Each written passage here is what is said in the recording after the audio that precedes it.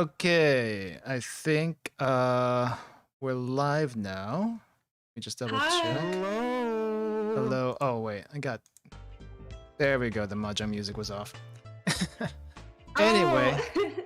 yeah. Well, I need some background music, and that's the best background music I can get for now. Anyway, hello everyone. Welcome. So welcome to the Mahjong video podcast, and I'm your host, Ruka, and we have Amy and Hi. Monotalk here today. Hello. And Sky, welcome to the podcast. So I've totally forgot my opening from last time. I really should just write it down. That's okay. That's okay. But basically, so the Mahjong Video Podcast, MVP podcast, is supposed to be a podcast that happens every other Friday, with a background of Mahjong, just because we kind of like talk around Mahjong. And this week, we're going with the theme. We're trying to do a little theme of inspiration today, like what inspires us and stuff like that. But before we get started, is there anything that you guys want? We haven't caught up in like a couple of weeks now. We haven't caught up in a couple of weeks, so I'm kind of curious if there's anything you guys wanted to share, like stuff that happened in your life, just anything like that. Nothing interesting for me that I want to share with anyone right now. Monotalk, how about you? How about you start? No, everything has been the same old for me for the past couple of weeks. Same old, yeah. Oh, I visited my family. Visiting Oh your my family. gosh, Okay, that's how did that go? I was like totally disregarding a trip that I went on. Just like boring family. Boring family. No, actually, it was really good to see everybody, especially my sister and my parents. But I did catch up with some friends as well. Like, it was a short trip of only a week, but yeah, I got to see a lot of people that I haven't seen since way before the pandemic. Since Christmas, like. Was this like returning to your old stomping grounds? Yeah. Like, I mean, it's my childhood hometown, so Right. It was like my teen stomping grounds, which is always a little bit weird. No, actually, and I did go to university there, so basically I'm like, hey friends, let's go to the pub. You know, that's what we used to do, like, when we weren't in class, so. Do you guys actually call it a pub? Yeah, is that weird? No, well, we call them bars. Oh, we just down here. It feels different though, depending on the place. So. Oh, so it's So it's an actual pub. Yeah, like it's more food oriented as well. Okay. Yes. Oh yeah, no, we went there Gotcha. for dinner and then just drank beers, you know. I know what you're talking about now. Okay. Yeah, it's like kind of an old time theme one too, because it's kind of an old one that's been in the town for decades. So they kind of like deck it out with like, I don't know, like all wooden paneling and wooden furniture and stuff, and make it kind of rustic. Nice. And of course you can play pool and stuff there. I do like that kind of atmosphere. I've never done like pubs or bars myself. It's just not really my thing, but that does sound nice, the atmosphere at least. And yeah, because you go for dinner, so you don't right. have to even drink really, but if you want to get into the like ruckus atmosphere. I guess, so it's like a pub and a tavern. Are they pretty much the same thing? I feel like they're a little bit interchangeable. Let's see. I don't know. The only places I've seen called a tavern here were places that were trying really to be like Isn't a the tavern style. Like medieval. sorry. Isn't a Yeah. tavern something that's like you sleep in as well as eat? And Uh, then a pub is a place where you just drink and eat. it's possible. It could be, yeah. Okay. Actually, oh my goodness, I never thought about it that way, but in every fantasy novel or like role-playing game, like you can sleep at the tavern. Right. I never thought about it before. So but they're kind of like hotels, but they're more eat and drink. They're even lower than motels. so it's like they just have a spare room up in the attic. It's like if you want to sleep, you can stay here for a huge charge or whatever. Okay, Yeah. here we go. over time, the words tavern and inn became interchangeable and synonymous. In England, inns started to be referred to as a public houses or pubs, and the term became standard for all drinking houses. Oh. So that's also where the term pub comes from. They just split public off. housing. Yeah, yes, that's right. I never thought about that either because I've heard that many times. In a But I Mahjong. never thought it was a hotel. That's interesting. and- Hey, Moji! Okay, Hi. yeah. I probably should say hi to the chat really quick. Bison, welcome to the Oh, stream. yeah. Emoji, welcome to the Hi, stream. guys. And Sky, I'm not saying that for a while because I did that one time, What is and this? Konica. yeah, I'm not sure if you guys know Pekara from Hololive, but she has this greeting that goes something like "Kompeko, kompeko, kompeko." How did I? That's so cute. It's, it goes something like that though, and I think it works for her. I don't think it works for me too well. So It depends what kind of vibe you're going for, I guess. I mean, Oh my god, I just looked at the screen and it looks like I'm just y'all's pet frog. that's pretty much That's so cute. that is the intention right now. Oh, I wish I could use my hand to pat. That is pretty much the intention because right now you kind of are the odd one out, so to say. True. Until you become a human. I fully ascend to VTuber status with an animated 3D. Yes. I- Exactly. I do welcome you though as our one normal person in this trio. So We keep normal people as pets here. that sounds wrong. The VTuber uprising. It sounds so wrong. It's like Animal Farm. Well, I mean, there's With anime characters. there's like Anime a should I say it? You probably know what I'm talking about, but there's this what do you call this? There's this there's this tag called human pet in certain. What? I'm scared. Well, yeah. Let's just leave it at that. Let's just leave it at that. I don't want to get into it too much. Oh. You must obviously be talking about the human pet TV trope in which aliens, take over the world and keep and humans as pets, right? I hope so. We'll go with that. We'll go with that. Yes. She has a new greeting now. Really? Okay, I didn't realize that.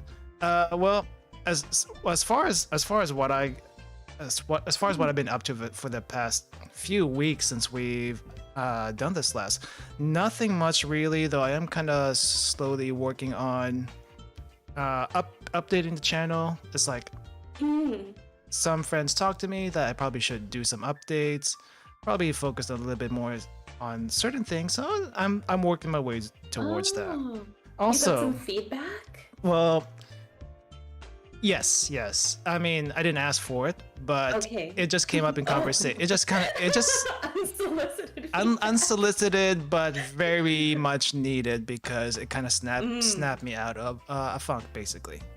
Oh, well, that's good. Okay, yeah. So That is yeah, but anyway, there is one thing I kind of want to share that I just learned about recently, and it's about this guy.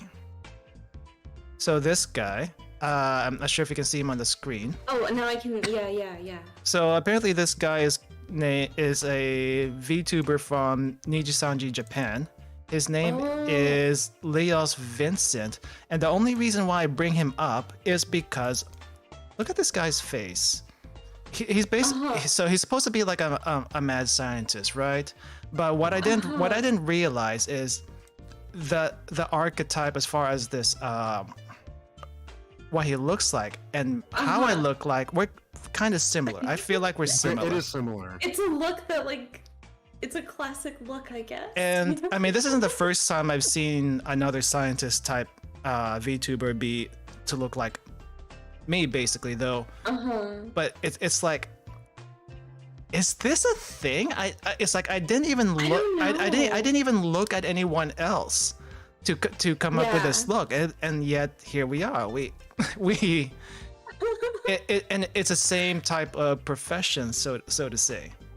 Yeah. So it's like I don't know. Is this really a thing? I don't know. It might be. But I just found that interesting. So yes, we're going that this one. Like the glasses makes Straight- sense. Yeah. Well, I don't know what anyway, it is about the hair. I don't know how the hair just happened. Well, maybe it's a common hairdo. it's probably For science. it's probably a thing. Anyway, let's go and get a table ready. That's so funny. I'm surprised. What's his name again? Leon, Leos Vincent, Leos. Leah Vincent. Okay. Otome series tend to have a smart boy types, yeah, but do they all look like that? I don't think so. But there's a look. There's like some kind of look. There's a anyway. look. I'm surprised that Battle of Asura is still here, so I'm gonna just pick that for now. You want to do that this time? Sure. Well, we did all we. We've been doing it, but it tends to be limited. But if it's here again next time, we might do a normal game at that point. Wait, where am I? Oh, wait, that was a tournament. No, don't want to do that. Okay. Not that one. Not that I one. haven't played Mahjong in like 3 weeks. Okay. Me either. Is So- it gonna be okay? So if anyone wants to join us for a game of Mahjong, Oh, what's the? here is the link in the chat. Smart boy types. Yeah, she's right. Skylar's right. It is a type, like what do you call it? Smart boy. It is. It is. I'm just surprised that the hairstyle, at the very least, is Yeah. the same. I don't know. If you guys had the same color of hair, then I'd be like, okay, what's going on? Well, actually, I did find another guy, another indie VTuber in Japan that was almost exactly the same as me. Oh, really? Yeah, I mean, he's not really active, I don't think, but when I was starting out and I haven't even streamed yet, I was just looking around on Twitter, and it's like, oh, I did not realize there was someone else that looked like this exactly, or at least almost exactly. But Yeah. their content is mainly on Twitcast. I'm not sure if you guys know what Twitcast is, but it doesn't have anything to do with Twitter. Oh, it doesn't. It doesn't apparently, but it's also another streaming service. But it's mainly used in Japan, so I don't know too much about it. They're usually just on there, and I think they did mainly just Apex. So it's like, okay. So that was just a thing. Oh, okay. So it's like a different platform, even. Yeah. Yeah, it's a different I'm platform. looking at it now. But yeah, we got room for one in this table, guys. If you want to join us, if we'll give it a few minutes. If no one joins, then we'll just put a AI in here. I know Moji's been practicing. Moji, Whoa, really? Yeah, Moji's an IRL friend of mine. I see. Mhm. Oh, cool. Emoji, come on, get in here. Yeah. Get in here. And by the way, even if you don't know how to play Mahjong and you just want to try it, feel free to hop in. The best way to learn Mahjong is by learning and probably just doing it and getting beat up all over and over again. Over and over again. That's just how it goes. Like you just gotta be the guy that the judo people deal with flip it. for a while. Pretty much. Oh, she's still working. Gosh darn it. Oh, still that's- working. Oh, Okay. Still working tragically. Gotcha. Yeah, I guess. What? Let's see. It is 6, a little bit after 6 right now here, but I guess for people in different time zones, it's not quite. Played Mario Kart while drunk today, already took a beating. That's enough for today. That's enough Was it beating the for today. alcohol or was it the Mario Kart that gave you the beating? It's probably a little bit of both. I little bit of I think she only lasted like 30 minutes before she had to call it quits. Oh, good gosh. I don't think she drank Oh. that much, but there was something like if she hits something like a banana or the rails, then she has to stop the stream. I don't know why. Both. Okay. I mean, I guess that would make sense. Anyway, She was let's. speed running it. All right, let's go ahead and add AI here for now. I really should just roll for a character one of these days. They're Yes. showing you all these characters. They're tempting you with them. Very, very tempting. Continue to drink after you hit end stream. Booze too good. Oh. I'm curious what you were drinking. I can't imagine anything being that good to drink right after unless you just didn't finish the can or whatever. Just continuing on, maybe. That's what we call an Well, alcohol but problem. I don't know. If it tastes good, so maybe it was a well-crafted drink. Fair. That's fair. That's fair. I got you, Sky. Don't worry. Oh my gosh, let's throw these quickly. Yeah, anyway. So I guess I'm still trying to figure out this like how we gonna talk about this oh jeez. How you want to talk about it? Yeah, the inspiration thing. I Like got you. I mean, inspiration comes in many different forms. It's like I don't know. It's like when you look at you have this idol or something in your head that you want to emulate, or you just look at nature or something and hey, I kind of want to make something based on that, right? But I guess at the end of the day, I'm trying to find words. I should have prepared better for this. So how about this? It's very individual, right? Yeah. It's so individual. Yeah. It's so individual. to define. I've actually written out the formal definitions of inspiration. Formal So- definition. Okay, let's start with that then. Let's start with that. Yeah. So inspiration being a noun, the process of being mentally stimulated to do or feel something, especially to do something creative. It also means a sudden, brilliant, creative, or timely idea. That sounds about right. I got some inspiration Mhm. from blah blah blah. So it can be both like an idea. Well, it is a noun you- because an idea or a person, a place, or a thing, or an idea. All right. So as far as inspiration goes, let's start with Amy here. What made you want to be a teacher? What inspired you to be a teacher? Oh my gosh. It doesn't have to be as like a VTuber teacher. It just you mentioned teaching before. Why did you want to do that? Yeah, so I guess like I kind of actually just fell into teaching, and over the years I got used to doing it in a lot of different places, because the first time I ever taught any class that was my class, I actually was a high school student. No, I was just in like my first year of university, and I was teaching art classes at the local art gallery. Art classes, really? Yeah. So for me, that but the thing is, if you're interested in being an artist, you kind of know, like, I don't know, like a lot of artists don't succeed as artists, you know, and then they become teachers. And Okay. that's what drove me to teaching in that case, because I wanted to like do art and get money, and that's one way to do it. I got you. I mean, I gotcha, but you know what they say about artists, right? It's like you're usually a starving artist for the most part because you can't really sell much of anything. Yeah, and you spend a lot of time on like one commission, and it doesn't often pay that much. Mm-hmm. So you like can't.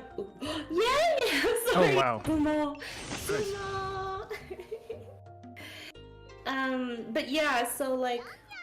Oh, are you serious? Oh wait, that's me. Never mind. I got that one.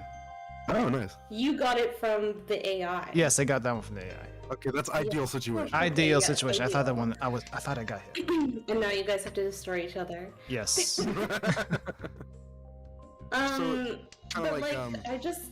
I was gonna say it's like, yeah, as an artist, you kind of have to weigh. It's like, where do I need to stop the passion behind this because it's not paying well? Mm. And like if you can't exactly do like if you can't do like illustration, which is what you want to do, or if you can't do animation or something, then like you look for the things that are close to that. And teaching art at least lets you practice a little bit, right? Right. And kind of in the same way, like when I graduated from art school, because I have a Bachelor of Fine Arts, which is like one of the most useless degrees you can have. Sorry to everyone who has a BFA out there. I'm saying that from a place of love. I mean, I have a BFA. I suppose that's I don't know if you do have a degree in art. I don't think anyone really looks at that in industry because they want to see your portfolio more than anything. Exactly. It doesn't matter. But if you can learn what you need to while you're there. Primo on the last tile, baby. Not bad. AI, Not bad. Poor AI. I don't even care that it was a low score. Funny. It was just that I scored. That's so good. Okay. Sorry to So interrupt, Amy. whoa, wait. Oh my gosh, I didn't realize he you got got that 12K, 12,000. though. Yeah. It was pretty big. Oh. But yeah, like but the BFA did get me one thing, which is a work visa to go and teach in Japan. Really? So again, yeah, because you have to have a bachelor's degree Oh, to get a okay. job there. That makes sense. Yeah. So like I went to Japan through the JET program, which is a government kind of supported program, like Japanese government. And like yeah, I wanted to go to Japan not because I wanted to teach English, you know. Who doesn't? Yeah, but I was like, oh, I taught classes before, so I know, I think I'll be okay. And I had been a Japanese TA at my university as well. So I was like, I think I can do this and it'll get me there. Yeah, it was a means to an end. It was a means to an end. That sounds The so end was bad. Japan. It was a means to Japan, and I stayed there for 5 years. So I would say that like me, but now I love teaching. During COVID, it didn't exactly, I don't know, like now I'm transitioning back toward art again. Mm-hmm. But anyway, I do love teaching, but it was like a long-term love that like grew over time, you know, through my various experiences. So it's like you didn't like teaching. Inspired by my right? other hobbies. Okay. Kind of. Okay. I mean, that kind of makes sense, but it's like you didn't start out wanting to teach, but you kind of, you just kind of like got used to it and eventually liked it. What made you like it? What made you like teaching? I guess I just thought it was meaningful work, you know? And it was interesting because you meet a lot of people, so... Well, meaningful or fulfilling? Fulfilling, yeah. There's a like, difference I there. felt good about myself at the end of the day, kind of. So the reason if the I reason did a good I asked job, for the reason I asked for specification is just like I was thinking this was going to be more what do you call it? Us individually. So it's like I just wanted to know like, oh God, now I feel dumb. What? No, gather your thoughts. Gather your thoughts. Yeah, give me a second. I'm looking at my hand right now, so there we go. That's something.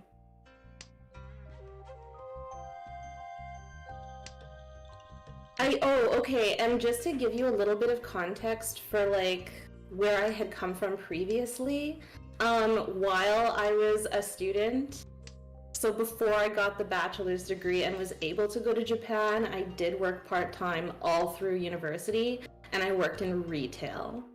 And I felt like it was a thankless job, you know? Retail health. Yeah, yes. I worked in retail health for like 4 years, so... I figured out what I was gonna say. Okay, go for it. I was thinking this was gonna be more like self-reflective, which is why I asked the question. Yeah, so I didn't mean to come off. If I came off as rude, I apologize. No, you didn't. No. I didn't think so. No, I did not think that at all. No. Yeah, no, yeah, that was a big thing, because, like, you slave away in retail, and then you're like, what's it all for, you know? You're like, well, I made a pittance, and I didn't and I sold people crap they don't need. Retail is great without the customers. Yeah. Well, but like, at least at the end of the day for teaching, you're like, this. Even if the students were jerks, you're like, I tried to educate them, you know. And maybe a few of them got something from it. I guess that's fair. Oh, exhaustive draw! Oh my goodness. Who had which four? The four of Was it the kanji 4? kanji. I probably had it. 4. I was hanging on to one. All I know is there were a lot of weights in my hand, and yeah. Okay. So I'm sorry, but I am exhausted from the week right now. Oh my gosh! Otsukare-sama deshita. Well, Otsukare-sama. it's more like it's not so much from the work actually. The past couple of days, I was just feeling a little bit under the weather, and I'm not exactly sure why. I don't want to think that I got infected or anything like that. Oh my gosh. But I mean, having had the vaccine already, they say if you do get infected by it, you just kind of feel crappy. And I felt a little bit crappy. I felt a little bit warm, but not hot enough to actually say I have to stay home. So that's where I am right now. No fever. Oh my gosh, in the back of your mind, have you been wondering? Yeah, I've been wondering, but I mean, it's like no fever per se, but it's just feeling weak, and yeah. Boom. Take that, AI. But anyway, so that's basically your story with the teaching. Yeah. And we kind of talked about a little bit on what got you into VTubing. Last time, right? Yeah. That you thought it might be a way to, let's just be honest, make some money, right? Yeah. And also, like, I wanted to do rigging too, you know. Right. Not only VTubing. Right. And you're at least working on the rigging part right now. I haven't been working so hard on my stream. I need inspiration. I don't know. I need to buckle down, maybe. But inspiration wouldn't hurt. So kind of like, Ruka, you actually like were spurred by some people's comments, right? Whispered by what are you talking about? You were spurred to like make changes to your stream. Yeah. That's a different topic for another time, but but yeah, it's not so much inspiration in that case. It's more like just getting my act together and trying to figure out why the heck I'm doing this to begin with, or what I want to get out from this. Like, which is, if I'm just streaming for myself and not really caring about numbers, it's fine. But there's always this little part of me that's nagging. My numbers could be a little bit better. Why don't I feel like I'm improving any at all? And I do know that I needed to improve something. I just wasn't sure what. And that's more on a personality level that I have to work on, other than the other things I have to just spruce up the channel with, which should help reinforce that, hopefully. Aesthetics. I mean, but that's more of reinforcement rather than me myself. So, but I mean, it's a little bit, there's both that I am working on, basically. How much did I hit? That was 10,000. That was 10,000. I'm hitting hard today. Okay. You are. No. He's channeling all his weekly frustration. Oh my gosh. I'm sorry, guys. Taking it out on us. I can't lower my Mahjong power level. That's impossible. Oh, too bad, Sumo. No, it doesn't hurt anybody. I just get some. From the. Oh, it takes from the AI. That's from the AI, but it's like. Because they were last. But it's like you got 1/3 less than what you normally got. Oh my god. 9,000. 9,000. So it's still it still 9,000, hurt quite a okay. bit. Oh, what is a 9,000 to a 10,000? Hi, Naiko. Welcome. Welcome. All right. So let's move on to Montauk now. Is there? So okay. What made you want to pick up? What do you call this? Things. Heavy things. Yes, weightlifting. I mean, there's some sort of reason for that, right? I feel like there Oh, is. absolutely. Yeah, like I like the idea of making myself the strongest that I can be. And at the end of the day, I all night play Mahjong. Yeah, let's go all night. No, I don't mean to do that. Hold on. 24-hour at the end of the day, mahjong. That'd be. Oh So- my god, no. Maybe you guys won't be able to do it, and I would probably be tapping out after the 4th hour, to be honest. Let's do a Mahjong subathon. Mahjong subathon. I don't know about that. I mean, if as far as Mahjong is concerned, I think like whatever the second rank is in this game, so I haven't actually seriously tried to rank myself up to see how far I could go. Maybe one of these days I'll do as a challenge, but Get this. it's not something I'm thinking of at this time just yet. But sorry to interrupt you. Keep going. No, you're fine. So like making myself the strongest that I can be, like at the end of the day, it makes me feel the most fulfilled and like who I want to be. You're So- reaching your ideal self. Exactly. Yeah, you're reaching your ideal self. And one of the things that really pushed me into the weightlifting community is oh yes. That's a clean hit. Give me the Not points. That's a clean hit. points. Finally a clean hit for you. Right. Let's get rid of this. Was learning about strongman and being a part of a strongman community for a little while was really inspirational. They are, in my opinion, being like, whether it's on the international level, whether it's on the national level or the local level, the strongman communities that I've seen are they're the most accepting people. They are they want to see just people be stronger.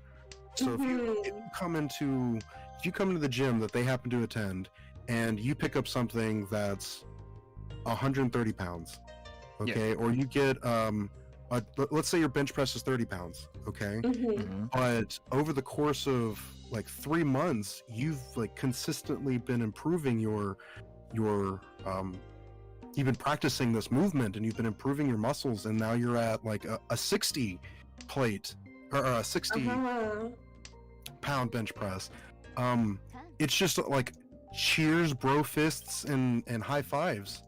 That's awesome. That does take quite a bit of effort just to get there. It does, and that's what I'm trying to say is that becomes respected.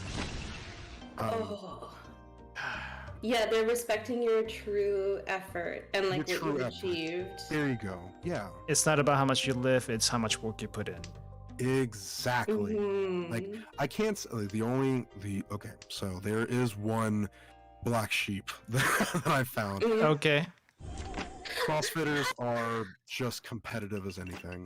Oh, they just want to win. Yeah. Well, Okay.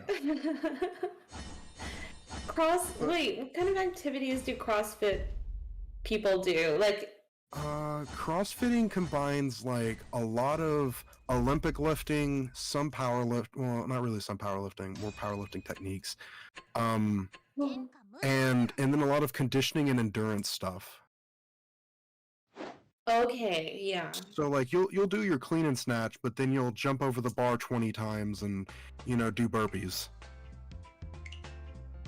Okay, they're doing like these extra exercises to like, yeah, just for conditioning. To conditioning, exactly. Yeah, So yeah. It's very common to be like, if you see like a dedicated CrossFitter, they'll be like, all right, I'm going to the gym 2 times a day. In the morning is strength, in the evening is conditioning.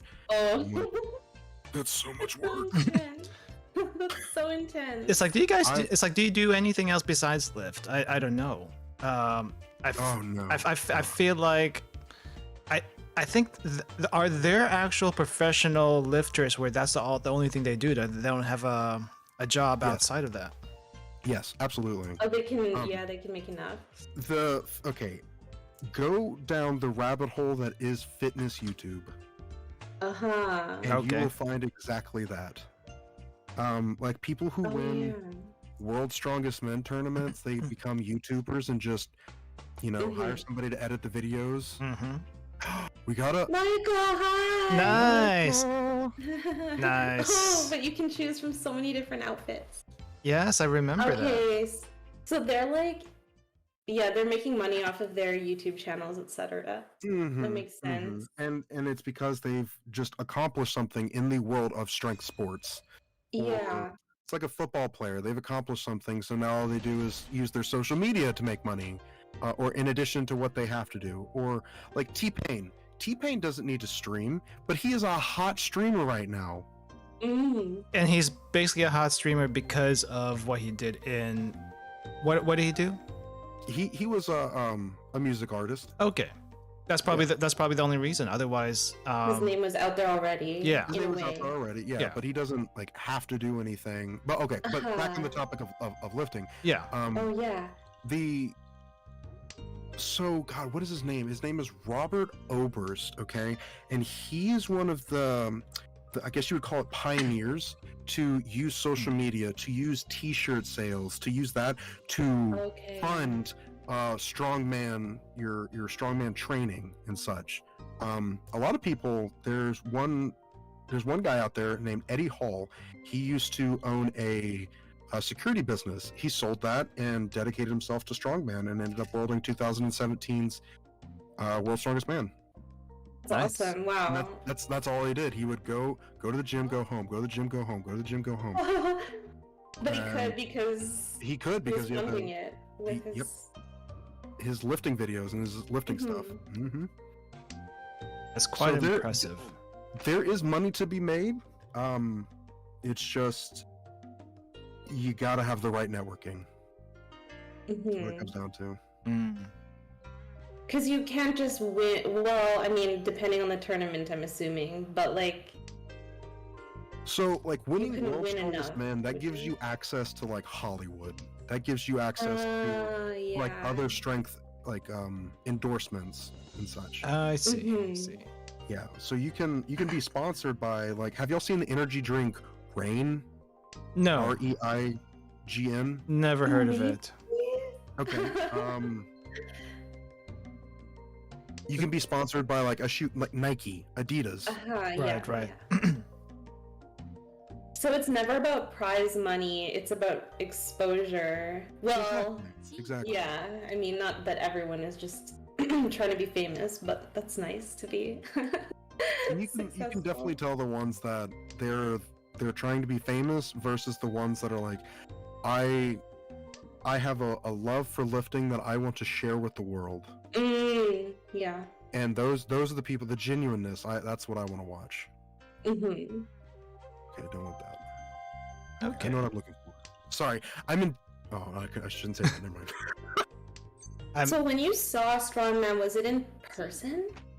I have never seen a strongman event in person. Where do they usually hold that? So, World's Strongest Man is held in different places throughout the world, Okay. but it is common to see it in, in Florida when it does happen.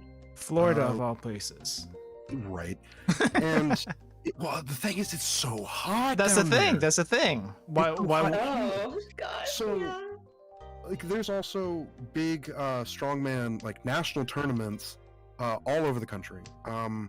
They're going to be closer to California and Kentucky because in Kentucky you have your Southern Strongmen, and then in Southern California you have your West Coast Strongmen.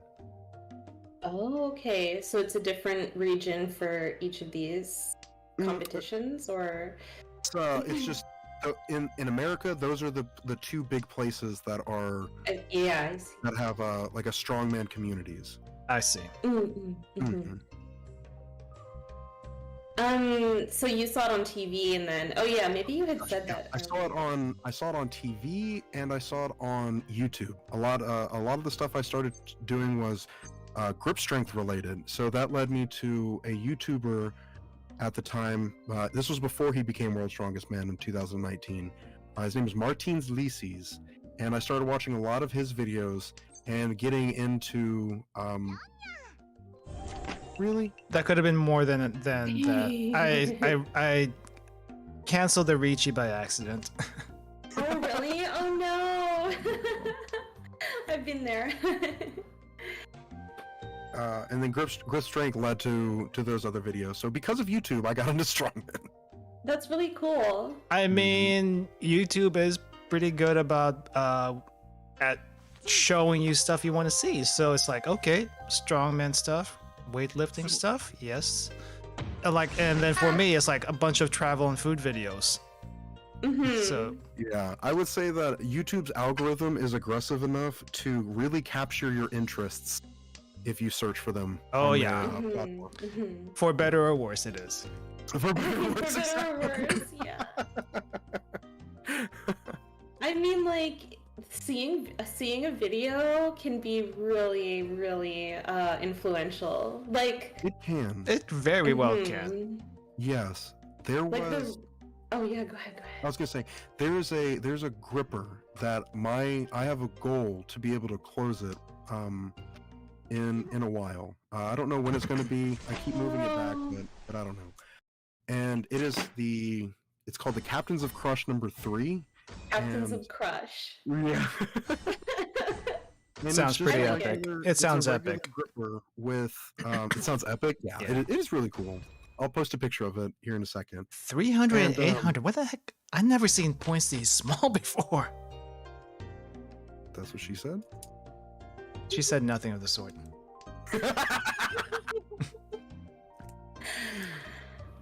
Oh dear. So the Captains of Crush #3 is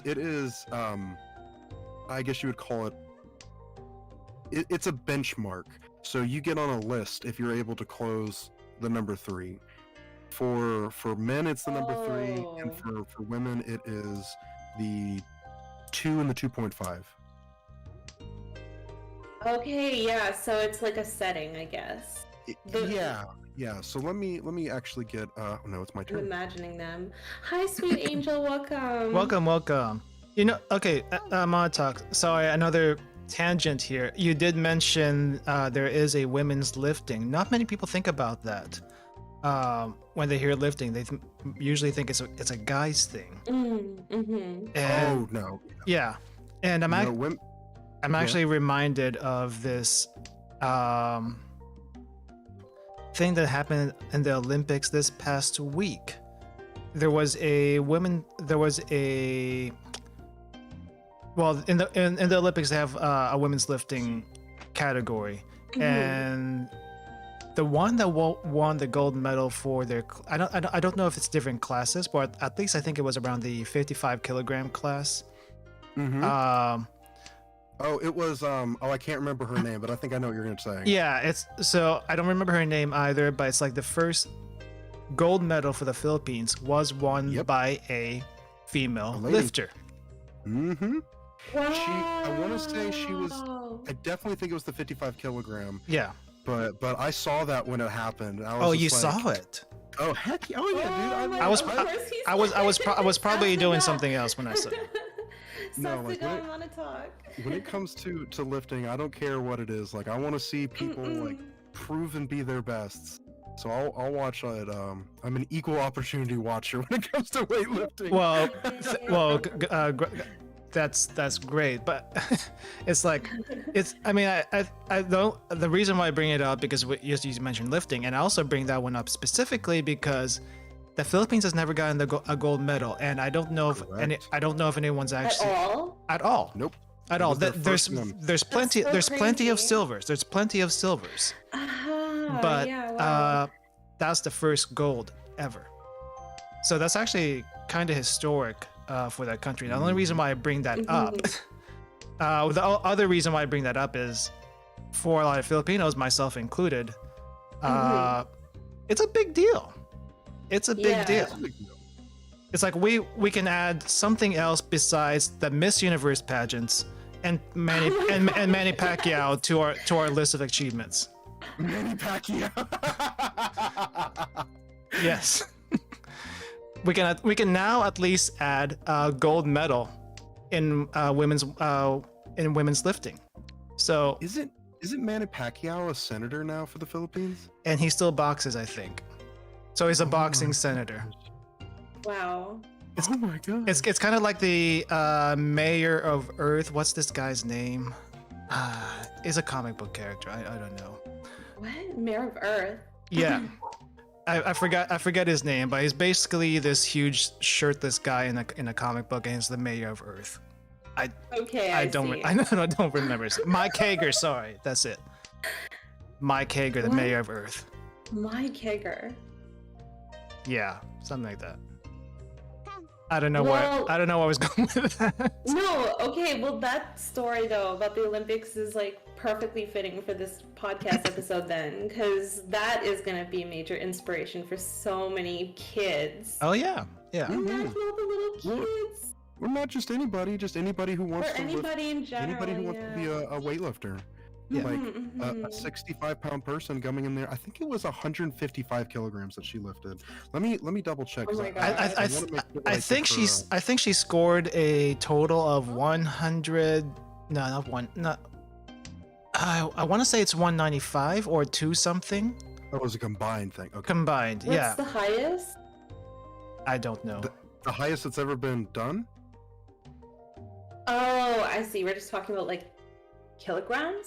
It's, Yes, we're talking about kilograms. there, Okay, there's okay. there's like two things that they had to do for the weightlifting, and one is like a. What are the weightlifting events that you could do again, Montauk? You mentioned one of them earlier. Like Olympic lift. Oh, like the clean and jerk and the snatch. That's probably those were probably it. The snatch I remember reading about, then the other one might have been just a straight lift. I don't know. I don't remember. So the snatch is the one where you pick it up off the ground and you're like doing a big Y with your hands. Mhm. The clean and jerk is where you lift it up, you squat it down, and then you jerk it up above your head. I've seen that Mhm. in movies, maybe. Yeah. Both very dangerous, by the way. Oh my god, it sounds so scary. It's not dangerous. No. Well, It's it's a not? lot of weight. It's a lot of weight, though, right? That's why you start low. Mm-hmm. You never okay, one thing I cannot stand is ego lifting. One thing I cannot stand is ego lifting is unsafe. You're doing it just to show off. You're not Uh-huh. actually training your body. You're just flexing for either the mirror or the dude or the ladies. Yeah. It's all up in that head. Ow. But you can take a barbell of 20 kilograms and just work out with that. Mm-hmm.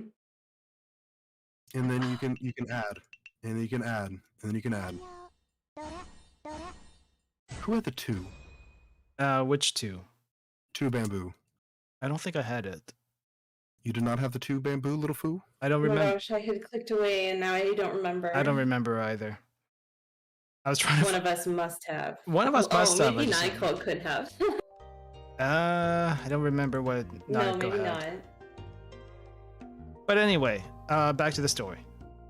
I want to see what she actually did. Oh, okay, she did 127 kilograms at 55 kilograms.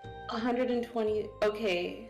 127 kilograms, and she herself only weighs 55 kilograms. She herself weighs 55, correct. So she did That's- like 2.5 times her body mass. Oh my god. That's pretty typical, isn't it? Or Well, that's for no, No? not for that. Like you want to do like 1.5 or 2 times your. oh, okay.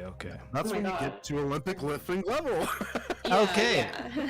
This is Very, when very high lifts then. this is when you're Yeah. winning gold at the Olympics. So like so- the dude that one of the I'm a big dude, so I love the big dudes. Mm-hmm. Mm. So he's going to be in the 109 kilogram level, or 109 plus kilogram level, and his name is Lasha Kaladaze, and he's a power lifter from. Oh, excuse me, no, he's an Olympic lifter from Georgia, and boy howdy, just seeing what that man can accomplish. Like, he's doing 500-600 pound clean and jerk and snatches. The heck? Yeah, it's impressive. He's a big boy though, but like just seeing these people be able to achieve these things, knowing myself that I will never be able to be on that level, is still an inspiration to me. Like, I absolutely love seeing these people who have put forth their best foot, and they went in there and they the days that they didn't want to go to the gym, but darn it, they did it. Yeah. So it's that grind set. And they this is their big competition where they see if that grind set has paid off for the past X amount of years, you know? Yeah. Like, they have, like, if they can achieve that, that's like their peak condition, you know? Like, you're not necessarily competing with them. You're just like looking at them as a model and then thinking like, what could I lift, right? Right. I mean, it's like looking at her name is Hidilyn. That is the name of the, like, Hidilyn Diaz. That's the name of the lady from the Philippines that won. Yeah, like looking at her 127 clean and jerk here, like knowing that I could do more than that, still to be able to see her to do it, I can draw inspiration from that. Yeah. And then to see her win and see her reaction, everything. I can have that national connection to it, like or whomever. Like, that's where you can draw the inspiration. Yeah, because they're representing their country too. It's like everyone's eyes are on them. That's pretty much what the Olympics is. It's like you're representing your country and whatever you do right over there. So I mean, like, the national pride aspect, I guess, is like, well, it's not just national pride, I guess, not anymore, but that's kind of like the backdrop to this competition. It is. Yeah, For the like Olympics, absolutely. Yeah. I, for example, don't care about hockey myself at all, but if we can win hockey medals, which is pretty much what I know we can reach for, then I'm happy. Because, like, I don't know. It's just something to, like, feel good about. Oh my gosh, though, I don't really watch the Olympics so much because I'm not so into sports. I'm such a sucker for, like, reality TV show competitions, and I know it's not real. Oh my gosh. It's not real. We lost her, Ruka. We lost her. Well, I mean, I don't mean to be sexist or anything, but I feel like the reality TV show, especially the dating stuff.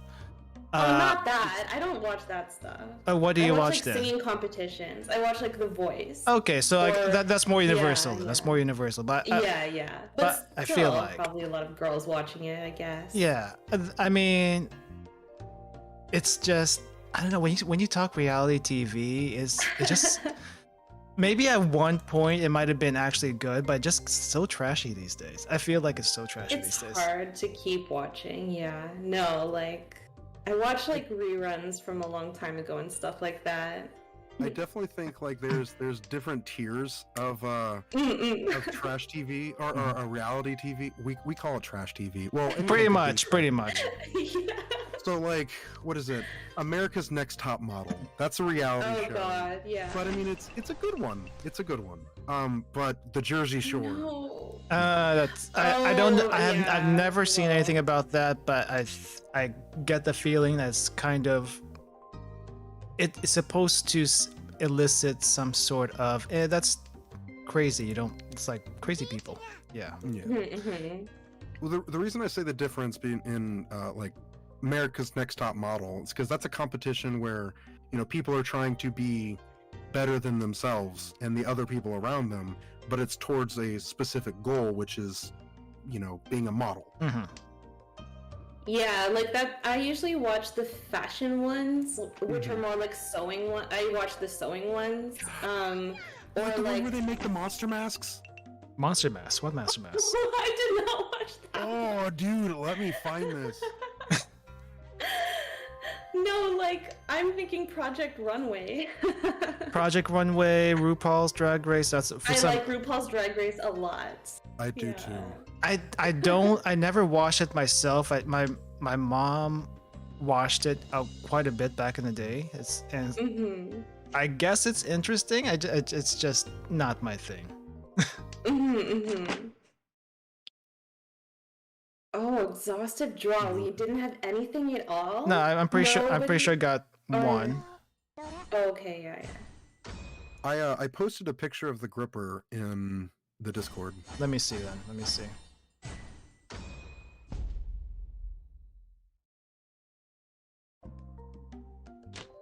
Okay. What? How heavy of a gripper is that? So, that one. That is. Yeah. I don't know. Look, I don't know what it is. Just like that, because the numbers on the That's bottom. the general device. Yeah, that's the general like device. I've seen these things. So they have like a number 3 one, you said? Or... Yeah, so it goes 1, 1.5, 2, 2.5, 3, 3.5, and 4. 4 is like.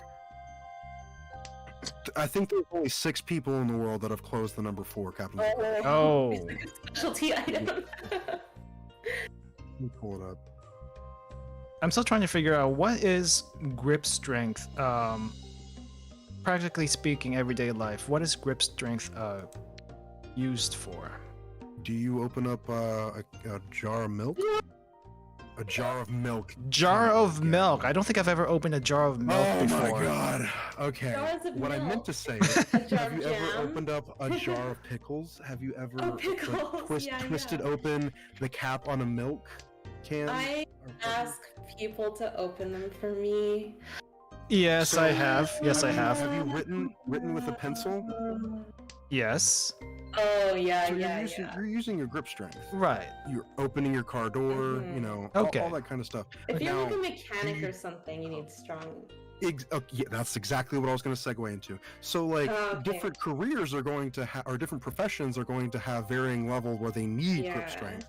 Mine doesn't. The reason I focus on mine is because I have fun doing it, and it transfers well into strongman. Okay. Okay. Yeah. I think for me, for weightlifting too. I think for me personally, it's less grip strength and more grip control. Like dexterity. Dexterity, yes. Because if I don't have good dexterity, then my measurements are not as accurate as they could be. And for me, dexterity is everything. Yeah. I could rig with really crappy dexterity, but I would not be able to draw. Yeah. Which I don't use very much right now, but I want to. I am curious what your drawings are like. Huh? My drawings? Yeah, I am curious what your drawings are like. Did you draw yourself? I guess. I drew myself. Okay. Yeah. That's a good indicator then. Yeah. I usually draw like once in a while, just like a pencil sketch or something, and color it. I'll post something later. Okay. Yeah. I used to be really good at drawing in art school, but that's the thing. Okay, so in art school, I like lost inspiration as well, because I like didn't know what I was gonna do. I didn't have ideas. That's why I'm a rigger. That's why I'm a rigger and not a character designer, guys. I like doing the art stuff and making things look good. Yeah. But I'm not like, I don't have like characters flowing out of me. Like, look at me. I mean, it does. I mean, for simpleness, yes, it works. But talking about art in general, yeah, I guess if you want to come up with something original and you're not doing, let's say, fan art or working off someone else's ideas, it does take quite a bit of I don't want to say inspiration, even though that's our topic. But it does take quite a few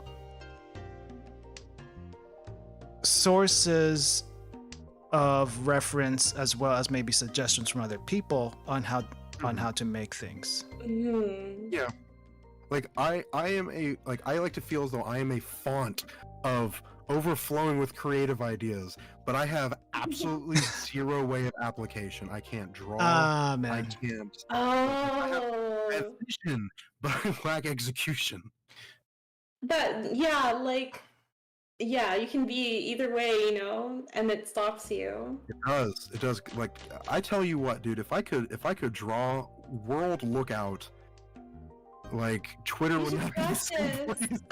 I'll train you. My suggestion. No, it takes a lot of time though. My suggestion in that case, even if you can't draw or execute your ideas, sketch it, write it down, so that way you can revisit them, and then either someone can do it for you or you try to do it yourself in the future. But the thing is, you don't want to lose that idea, so you need to sketch it or write it down. One of those two. What I typically do, and this is just a bad idea in general, because it's not reliable, is like typically what I do is when I get home from my day, I'll talk to my wife, you know, about like things I've thought about and you know how's the day's been and everything, and that's who I tell and get it out there. Just like I automatically expect her to remember everything I just said all the time. Oh yeah. So it's just like it's like I tell somebody, but no, but it's not written down. It's correct. Yeah, it's not noted down somewhere. I mean, that's great if one or both of you have like super great memories, but you're gonna forget eventually, or at least it's not as guaranteed as writing it down and then coming back to it later. It's like, wait, why did I think about this? That kind of thing. Ruka, do you have a notebook or something like that? I do, but not so much. It's not like my ideas come very, very rarely, and the only thing I really write down is recipes that I want to try and modify. Oh yeah. Those are my main. That's the main thing I do in my spare time. I keep like a dry erase board right behind my office. That's where I write my stuff down. So you can jot it down right away. I should be If you're in the utilizing office. If you're in the office, I guess. Mm-hmm. But yeah, I do have quite a few notebooks. Most of them, though, are not idea stuff. It's mostly recipes I want to try. And though I think for the stuff I'm trying to prepare for coming up, I am trying to write those down a little bit more consistently, so that I can revisit them and see what I can improve on, like pineapple pasta. Yeah, I like pineapple pasta. Though, I mean, in my head, the recipe is more or less done. I know there's some things I can tweak about it, but I don't. I'm telling you, That's bro. what it is. I'm telling you, bro. If you switch out the beef for chicken, I think you're hitting something. Oh, chicken and pineapple. Yeah, chicken and pineapple. Now that should go together. Chicken and pineapple. I feel Or like pork. I think chicken. I think chicken and Yeah. chicken and pork. Well, the thing is, ground pork behaves a little bit differently than ground chicken. I feel like it doesn't ground pork breaks up like fairly nicely, but ground chicken, I don't feel like it breaks up as easily. It just kind of clumps together. What about shredded chicken instead? Shredded chicken. I guess you could do shredded chicken. That should work. Should work. Oh my well. god, I'm so hungry. I want pizza. I'm thinking of Hawaiian pizza. Have you tried Domino's new Fire Hawaiian? Tonight I Do might. they? Is that actual? Is that? That was Is when this I was real? working at Domino's Pizza. We had the Fire Hawaiian, which was just it was. Let's see. There was ham, pineapple, red peppers, jalapenos, and like 2 or 3 different cheeses. And then after it came out the oven, you would cut it and smother it in hot sauce. Nice. What kind of hot sauce? Because that does make a difference. I think more like Red's hot sauce. So like it had like that butteriness to it and less pepper focused hot sauce. Okay. Is Red the same as Frank's Red Hot? I'm so sorry. Yes, the Frank's That's Red. the one I was thinking of. I Okay. guess, Yeah, automatically. because Frank's Red hot sauce is more for what do you call this? Wings, where you where you do get that Yeah. butteriness So from. it's like more buffalo. Buffalo hot sauce. Okay. Yeah, Yeah. because if you use something like Louisiana or Tabasco, that's not gonna go over very well in a hot Yeah, sauce. those are pepper centric. Vinegar. pepper-centric. Actually, they're more like vinegar. Vinegar. Yeah. Yeah, Okay. they do have a very sour taste with them. If you do, let's say a. Do you guys know what the samyang is? No, what is that? The Korean spicy noodles. Have I No. had them? No, maybe not. Okay, so the samyang sauce really super spicy. Noodles. Sky had her first encounter with them a few days ago, and I think she instantly regretted it. Oh, really? Yeah, Why but are you giving people so much pain, Ruka? because I He's a want harbinger. to challenge them. Yeah. I want He's a- Oh. He's a scientist testing out his spice concoctions. I want to challenge them to see if they can handle it when they say they can't. But the thing is, I'm not. You're pushing them, yeah. I'm pushing them. I'm pushing them. I think I'm the MVP so far when it comes to eating spicy stuff. Yeah, I was really surprised. You did it. You did it in record time. You did it in record time. I Yeah. really wish I recorded it. Were you okay after? Yeah, actually, it was totally. I was totally fine afterward. Really? Yeah, I Even mean, with my acid reflux. it's not saucy, so it doesn't linger as much as at times too spicy. Yeah. But it does Yeah. hit. It does hit pretty hard. Oh. How am I still first after all that? You're just naturally You're good. powerful. Shut up.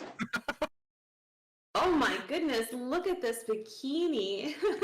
Oh, did Naoko? I mean, I'm wearing like a midriff revealing. Oh. You got a belly dancer attire. Oh crap! Yeah. That's not what I want. Let's see. Only look at my neck. Naiko was here. Naiko was here? But then, Yeah, yeah, okay. but yeah, So I'm ready, I have a particular question for y'all. sure. Uh huh. So when it comes to, I know we all have a little bit of a we like animation of the Japanese variety. Mm-hmm. Are there any animes or manga that specifically inspire you? And let's start with Ruka. Me personally. Yeah, Lufu. I'm trying to think, but Welcome back, well, Naiko. welcome back, Naiko. Thank you for playing, and welcome back again, which is fine. Bikini beach time, beach bikini time. I really should roll for a character. I really should roll for a character. You guys post a picture of me in that kind of bikini? No. No. Maybe your wife would like to see you in that, but not me.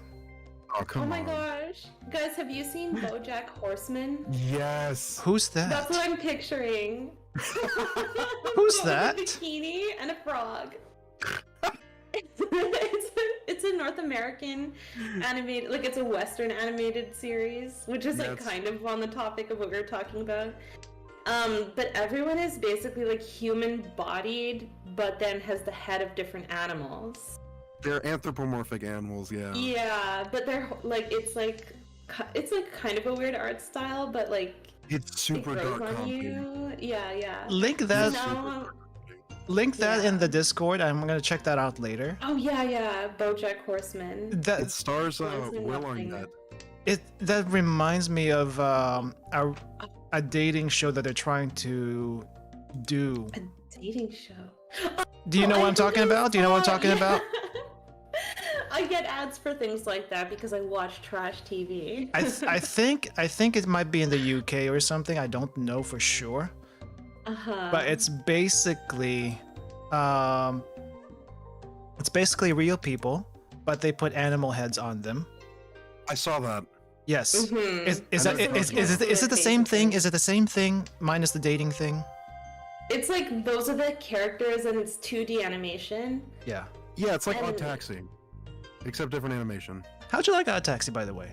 I loved it. I absolutely loved it. It was I have, great, I'm- wasn't I it? haven't seen it. I have 2 Watch more it. episodes. And yes, highly recommend. Wonderful slice of life. Oh. Okay. But it's more Those are ones mystery. we It's have more to write mystery, down. actually. Oh. It's like it's mystery. That's what it sells itself to people. And it kind of is. Mhm. It kind of is. Yeah, I would call it like a That's detective annoying. slice of life. Okay, yeah. Even though there's not really a detective, there's detective elements. It's a mystery slash. I wouldn't even call it thriller. It's not a thriller. No, not Or let's thriller. go- Okay. It's too chill to be a thriller. It's a. Let's look up the actual. What is it gonna say after all of this?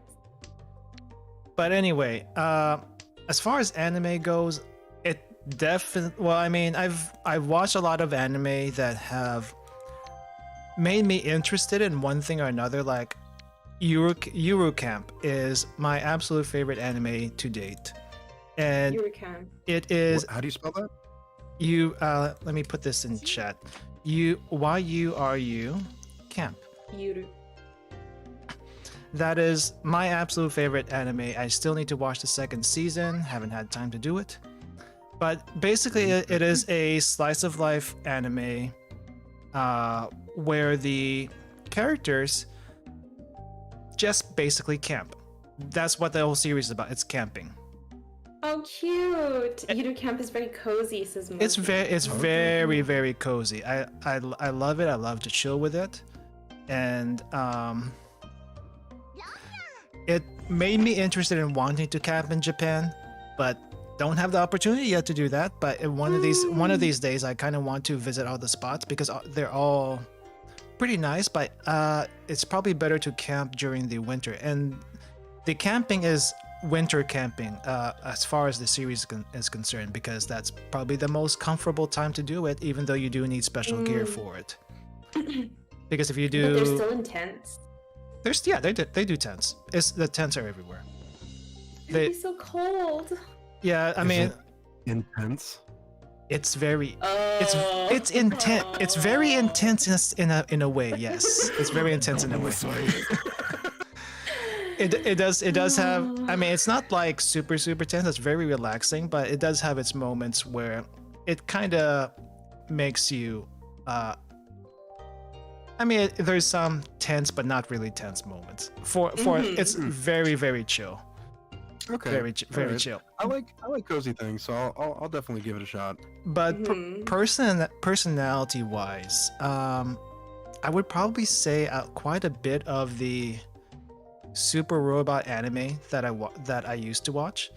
I don't know if a lot of people know, but I am a huge fan of mecha. But not necessarily Okay. Gundam. Oh. The mecha stuff I tend to like are Gurren Lagann. I'm pretty sure a lot of people have heard about that. I've heard of it. There's also Getter Robo. Getter Robo Armageddon was specifically the one that I watched. And then there is Shin Mazinger, which is another classic super robot anime, but mostly a bunch of super robot titles. And basically it's just the heck. Oh, look at that little sword. It's cute. Are you hearing this background music? Yes, I am. I'm trying to turn it off. Oh, I'm muted on my phone, so I have it's no idea what Richie you're talking BGM. about. It's Richie BP. It's nice. Okay. It's nice. But anyway, that just distracted me for a second. But anyway, the super robot anime tend to be really, what do you call this? Hot-blooded Yeah. and very inspiring kind of thing. Yes, for sure. And I kind of want to get to the point where I am shamelessly hot-blooded and still be, I mean, not and still be kind of level-headed at the same time. That's basically what I'm trying to get Yeah. at eventually. Mm-hmm. Tanaka-kun is Always Listless is a really good slice of life anime. I've actually watched that one, and it is a slice of life anime, but the guy is such a deadbeat. Oh, really? It's like he's lazy. He is lazy to the point where he doesn't want to do anything. Oh, really? Yeah, it's a He's nice. depressed. He's not even depressed. He's too lazy to be depressed. He's just lazy. He's just plain lazy. It's Ruka, did you go ahead? I'm sorry. no. I was just gonna say. It's a nice show to just watch over, but it's not something I would recommend per se. What did you want to say though? Okay, so the very first, I do not like mecha anime. I'm gonna go ahead and start that. I Mhm. know. Yeah, me either. No, Really, sorry. Slap me on the hand. Okay. But there is one that I have watched. I am curious to know if you've watched it. Okay. Eureka 7. Eureka 7. I think I I've heard of that tried. one. I think I tried watching it. I know I've used the units in Super Robot Wars games, but I've never actually watched the anime. Usually, if I play a unit in the Super Robot Wars games, which is like this tactical Really, Teach? tactical Really? tactical RPGs set of sorry. games. What do you call this? Typically, I would if I use them enough in the game, I tend to get interested and try to watch the series. Eureka 7 was not one of them. Mm. Okay, I see. I mean, I tried watching a few. It just didn't get my attention for whatever reason. Gotcha. Okay. So okay. it's kind of like the Gundam series, where it's mostly I don't know. I don't know how to say it because I don't watch that much Gundam, but I know the few Gundam that I did watch, I didn't like too much. And Code Geass was probably the closest to a Gundam series I actually finished, and I'm still not sold on Code Geass. Sorry for anyone else that actually likes it, but I'm not too sold on it. So, what is your opinion on? Okay, hold on. Neon Genesis Evangelion. Never watched it, never will. Okay. I always mess up that name. Literally every time I say it. Evangelion, yeah.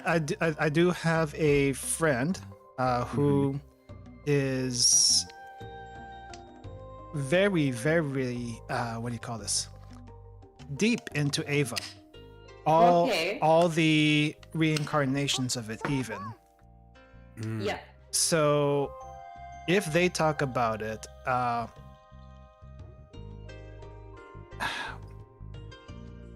the thing about Ava is a lot of people who have watched Ava, and this is what they tell me, this is not my assessment. A lot of people who watch Ava wonder why it's so popular, because the way it was originally made, it's kind of one of those art house films. And it's supposed to be a very artsy type of show and not whatever people think it typically is. And what I is think Ava? that's. Sorry. What do you? Oh, what do you call it? Evangelion. Yeah. Oh, you were shortening it. Okay. Yeah. I think it's supposed. I think that's why people like it. Right. It's like the reason why people like Inception or something, you know? Or Because you're like, oh, it was actually a lot of action, but I can feel smart at the same time. Like, I can feel smarter than if I were watching a different action movie. You know what I mean? So I think people like it because it's artsy and kind of odd. I guess so. Gundam is less about cool robots and more about the horrors of war. To be fair, I okay. mean, to be fair, yes, Oh. it is. But even then, I watched, what do you call this? I watched Code Geass, which is basically horrors of war there, and I'm fine if the story is about that. It's just the way the story was put together. I just didn't hook me as much as it just didn't hook me. It just didn't hook me. Mhm. But somehow I made it through both seasons of it, and I don't know why. Maybe I had a lot of time at that point. But That one I feel is about popular JoJo's though. ones. Monotalk, which version of Ava did you see? Or have you watched it? I haven't watched all of it. No. Okay. I've just got friends who are goo goo gaga. Yeah. oh yeah, there's plenty of Um, those guys. Yeah, I was goo goo gaga for it in the 90s. Because back then, that was... Okay, I think part of why it's popular is because, like, in the 90s, it was really hard to get anime. It was really hard. And Evangelion was one of the few that had a dub. That's So right. it's like one of the few early series that North American otaku got to watch. So it was, yeah, so I think that it's like holding a really strong place in people's mind in North America anyway because of like that maybe. It makes sense. It makes sense. That's probably why it was that popular here. But I don't think it. I don't remember if it was that popular in Japan itself. I don't know about in the 90s, but when I was there in 2012, it was massive, and I rode the Shinkansen that's painted like an Eva. Okay. Oh, wow. I mean, not. Like, there's like it's just really good promotion. It's the companies behind it, I think. I don't know which companies they are, but they're like toy makers, and they've got advertising for like everything under the sun. You know, that does remind me. Ava apparently has a portion of it, or maybe it is mostly based in Hakone, which is the hot springs town. Which is not the hot springs town, but a famous hot springs town. And it's probably the most famous one closest to Tokyo. That's probably why a lot of people know about it. Oh my gosh, I just remembered one more thing. Yes. I sound like such an Evangelion fangirl, but I swear to God, it's just because the opportunities were there. But at Universal Studios Japan, there was a roller coaster that was like a VR roller coaster. Oh, cool. Oh, nice. Yeah, like it was built to be a normal, like kind of easy roller coaster where you would kind of get scared maybe, but like it's nothing like a loop or anything like that. But then they put VR goggles on it, and oh my god, it was like really intense. Like you basically have the view as if you're flying through the wreckage of the city while like the Evangelion is fighting an angel. Man, Yeah, it's really cool. that sounds really fun. I'm not a Universal Studios Japan is awesome. I'm not an Ava fan, but I would love to know what it feels like to be inside of a cockpit of a mech. Yes. It's like one of my childhood dreams was to be a mech pilot, but you know that's not going to happen anytime soon. Oh, did you ever want to be like a pilot of any kind that you might have been able to become? Well, there was supposed like an airplane pilot. No, not an airplane pilot. I like riding planes, but I don't want to be flying them. That's a different story. There was a company somewhere out here, somewhere in the desert that wanted to make a mech competition where you actually have you're actually piloting robots, not giant robots. They're at least probably 8 feet tall at most, but they're actual decent sized mechs where you can actually use them to compete against each other and actually make a mech sport. But that never so expensive. that never took off. That never took off. Okay, yeah. That would have been the closest one if it actually did, but it was more of a cool idea than anything else. I think that the closest I've felt to that is when I just wished I could be a Power Ranger when I was a kid. Like I wanted to fight people in and outside of mechs. Which Power Ranger did you want to be? I wanted to be the Yellow Ranger. The Yellow Ranger? That's okay, but it's not really like it's really predictable what girls are gonna say because you're either like you want to be the white girl or the non-white girl. So I feel like every girl I know who's not like pure white is like, oh, Yellow Ranger. I guess.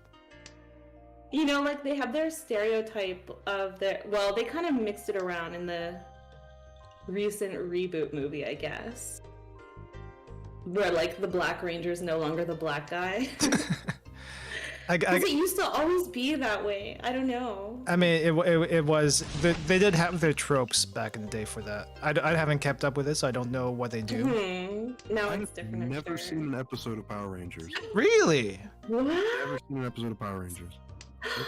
That was. I know of it just because I'm like I exist in pop culture, but That was such a thing with I don't know. I wouldn't say like most of the kids my age at the time, but that was at least a thing with the nerds for the most part. yeah, that phase just that one skipped over me. Or missed me. Okay. Because a lot of my friends were into Power Rangers. Okay, I yeah. just myself never got into it. Mm-hmm. I wasn't one of the mainstream people, you know. I went my own path. Okay. So you were that kind of person. I was that 9-year-old. I figure that kind of I wouldn't call it snobbery, but what do you call this?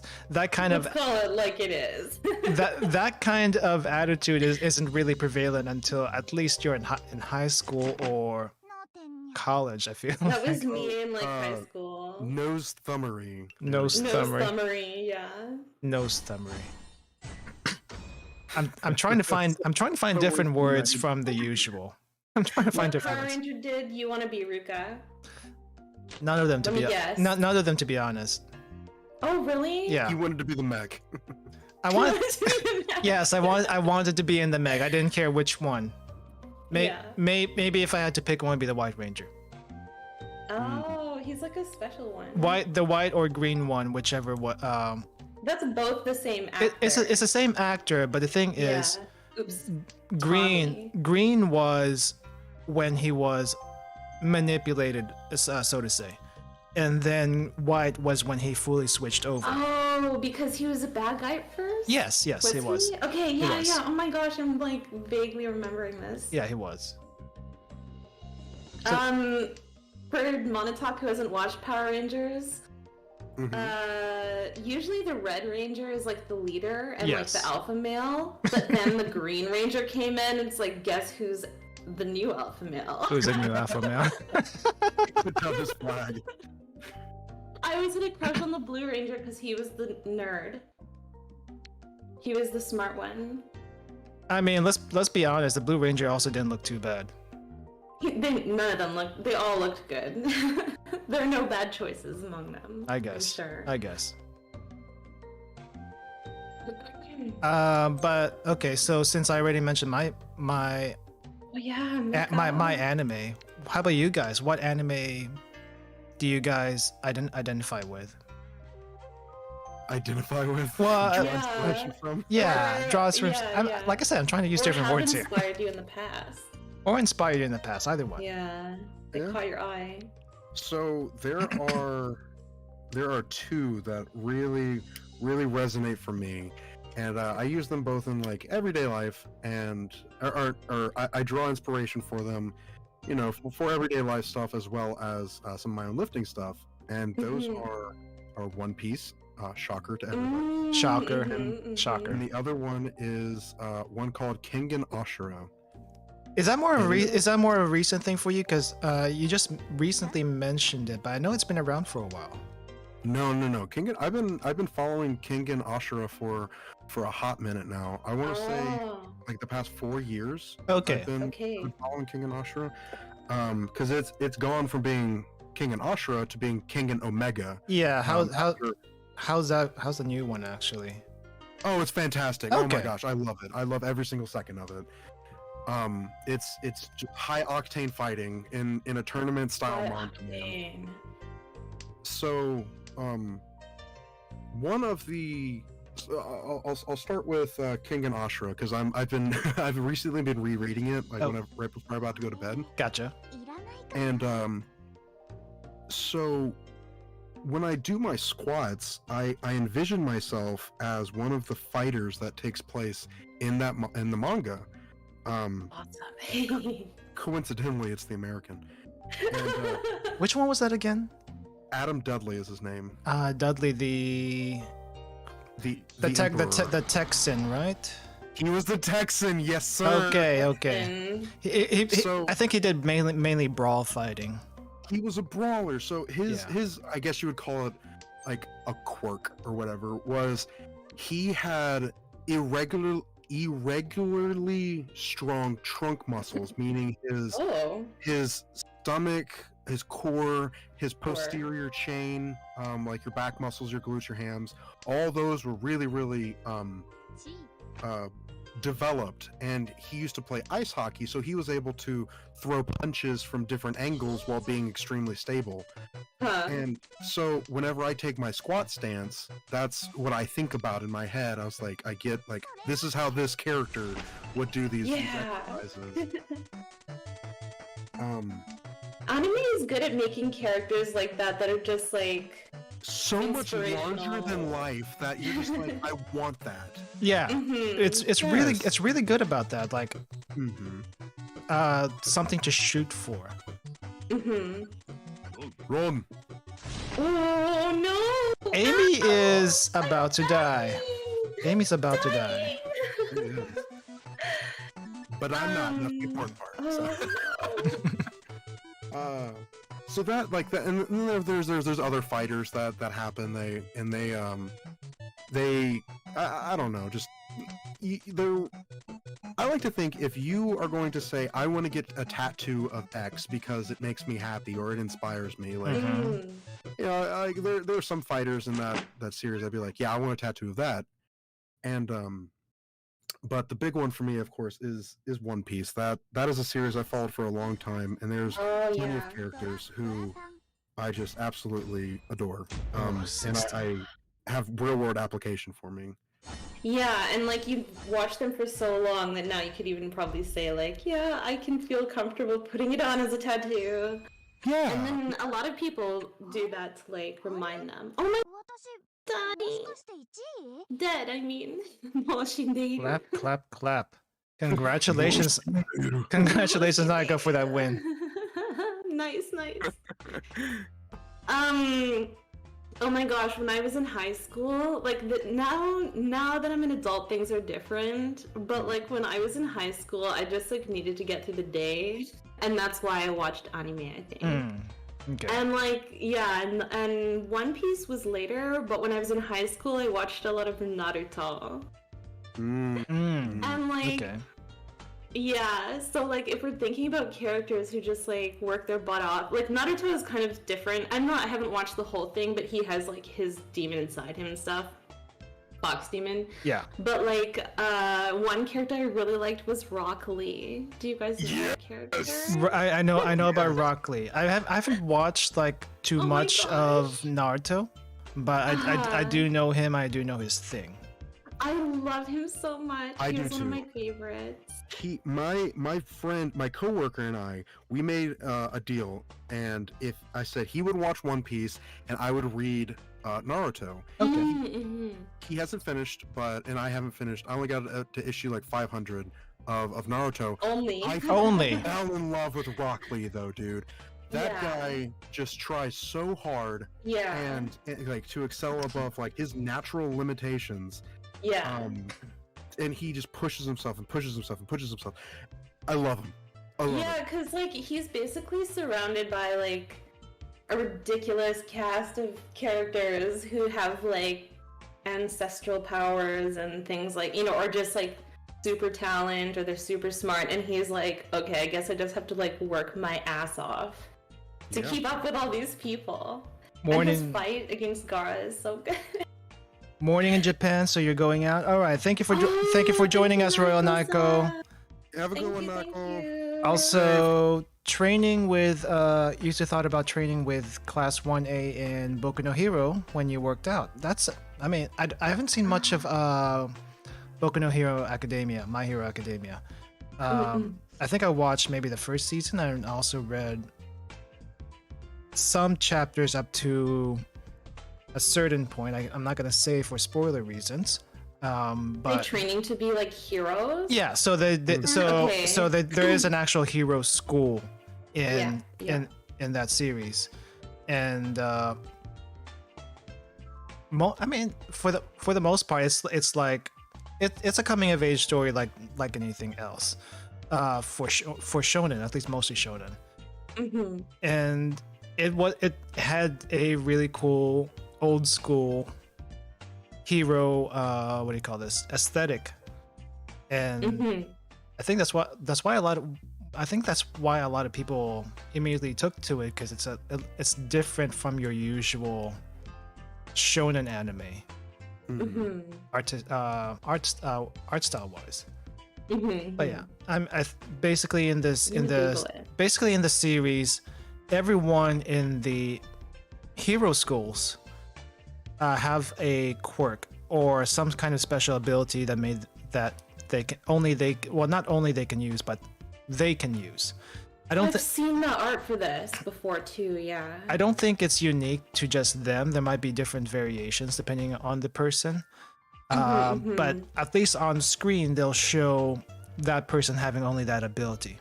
Like one person could control their control gravity, their own gravity, or someone that they touch, so they can be weightless or heavier, depending on the thing. This is like X-Men. It's basically X-Men, but not everyone is born with a quirk. So after a what do you call this?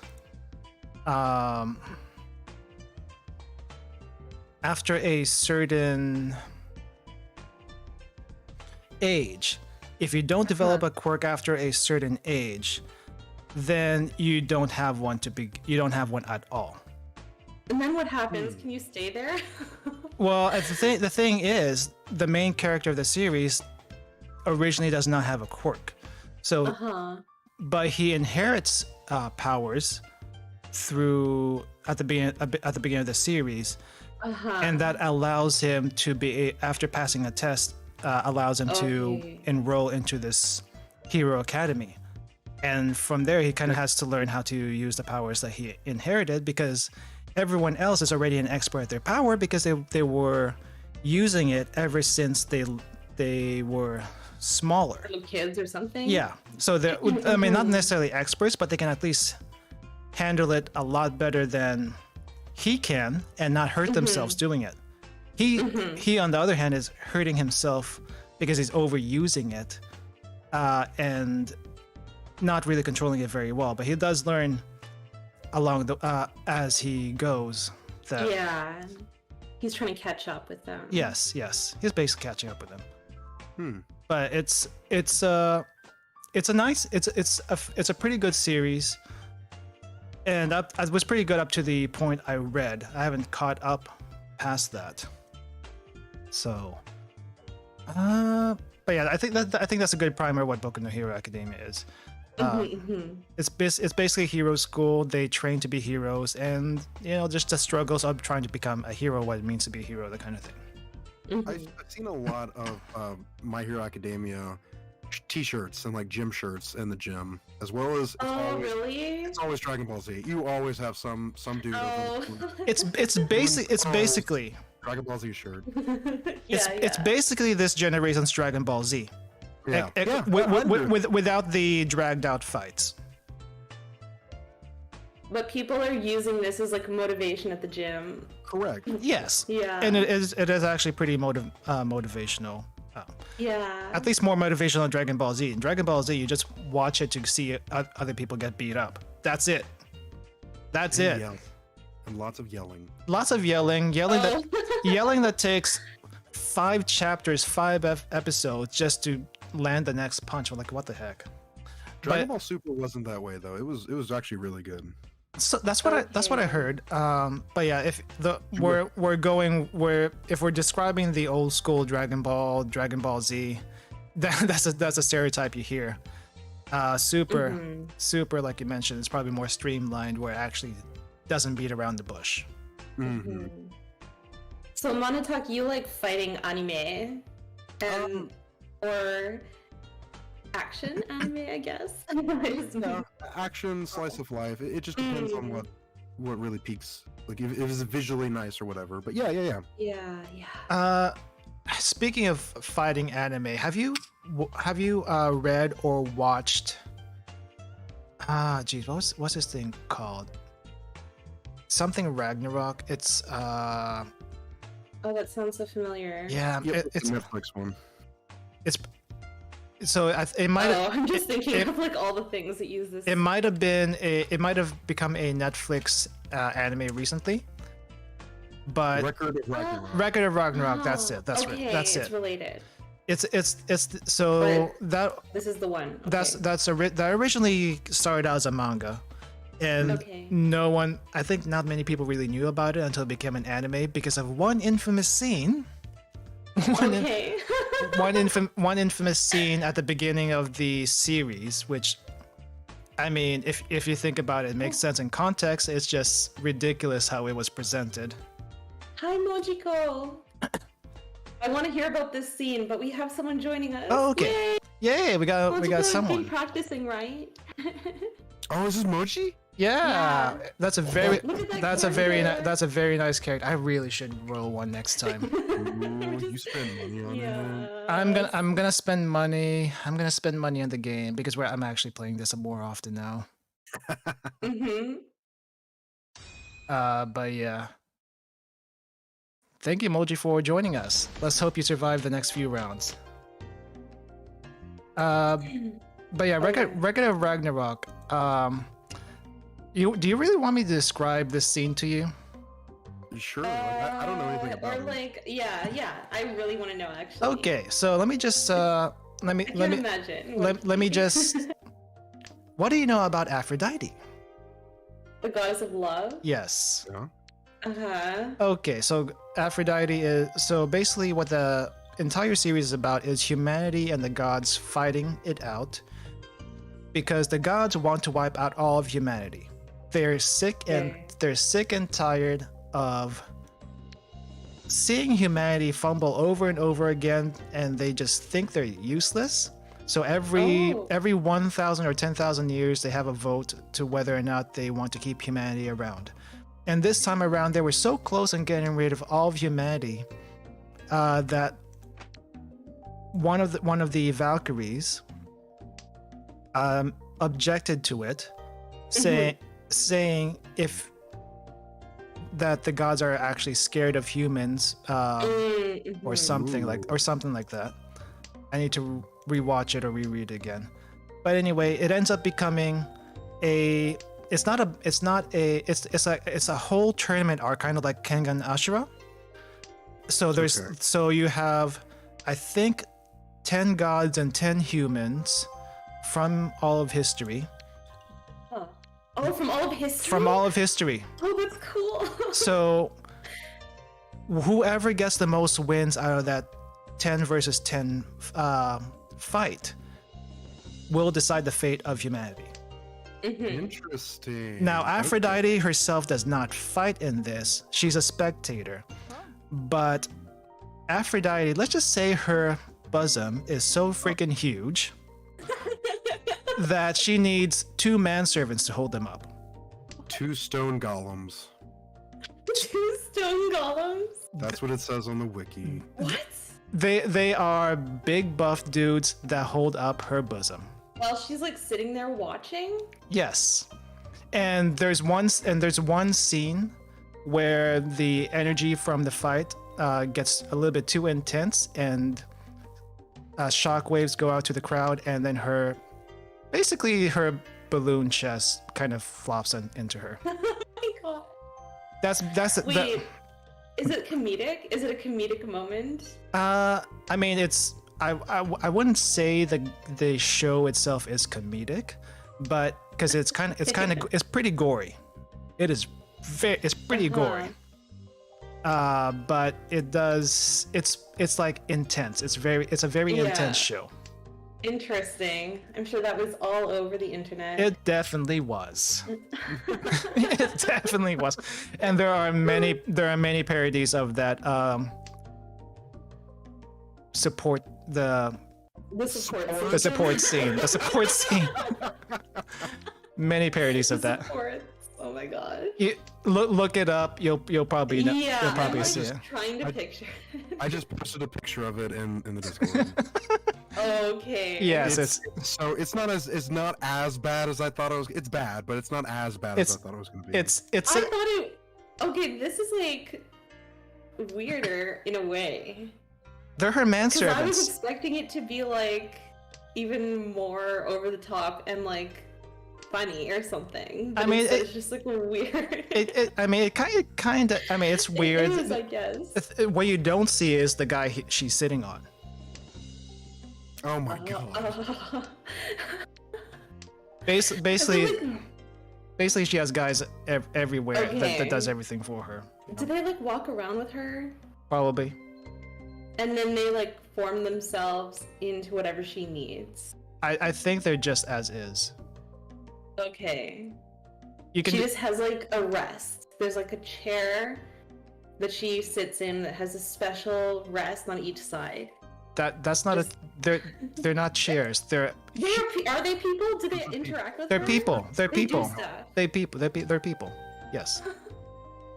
Yeah, that's what I originally thought. Okay, yeah. I mean, if you're a goddess, then Hey, do what you want.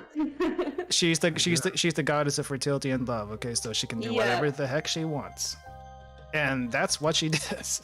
That makes my back hurt looking at it. Yeah, I'm like straightening up.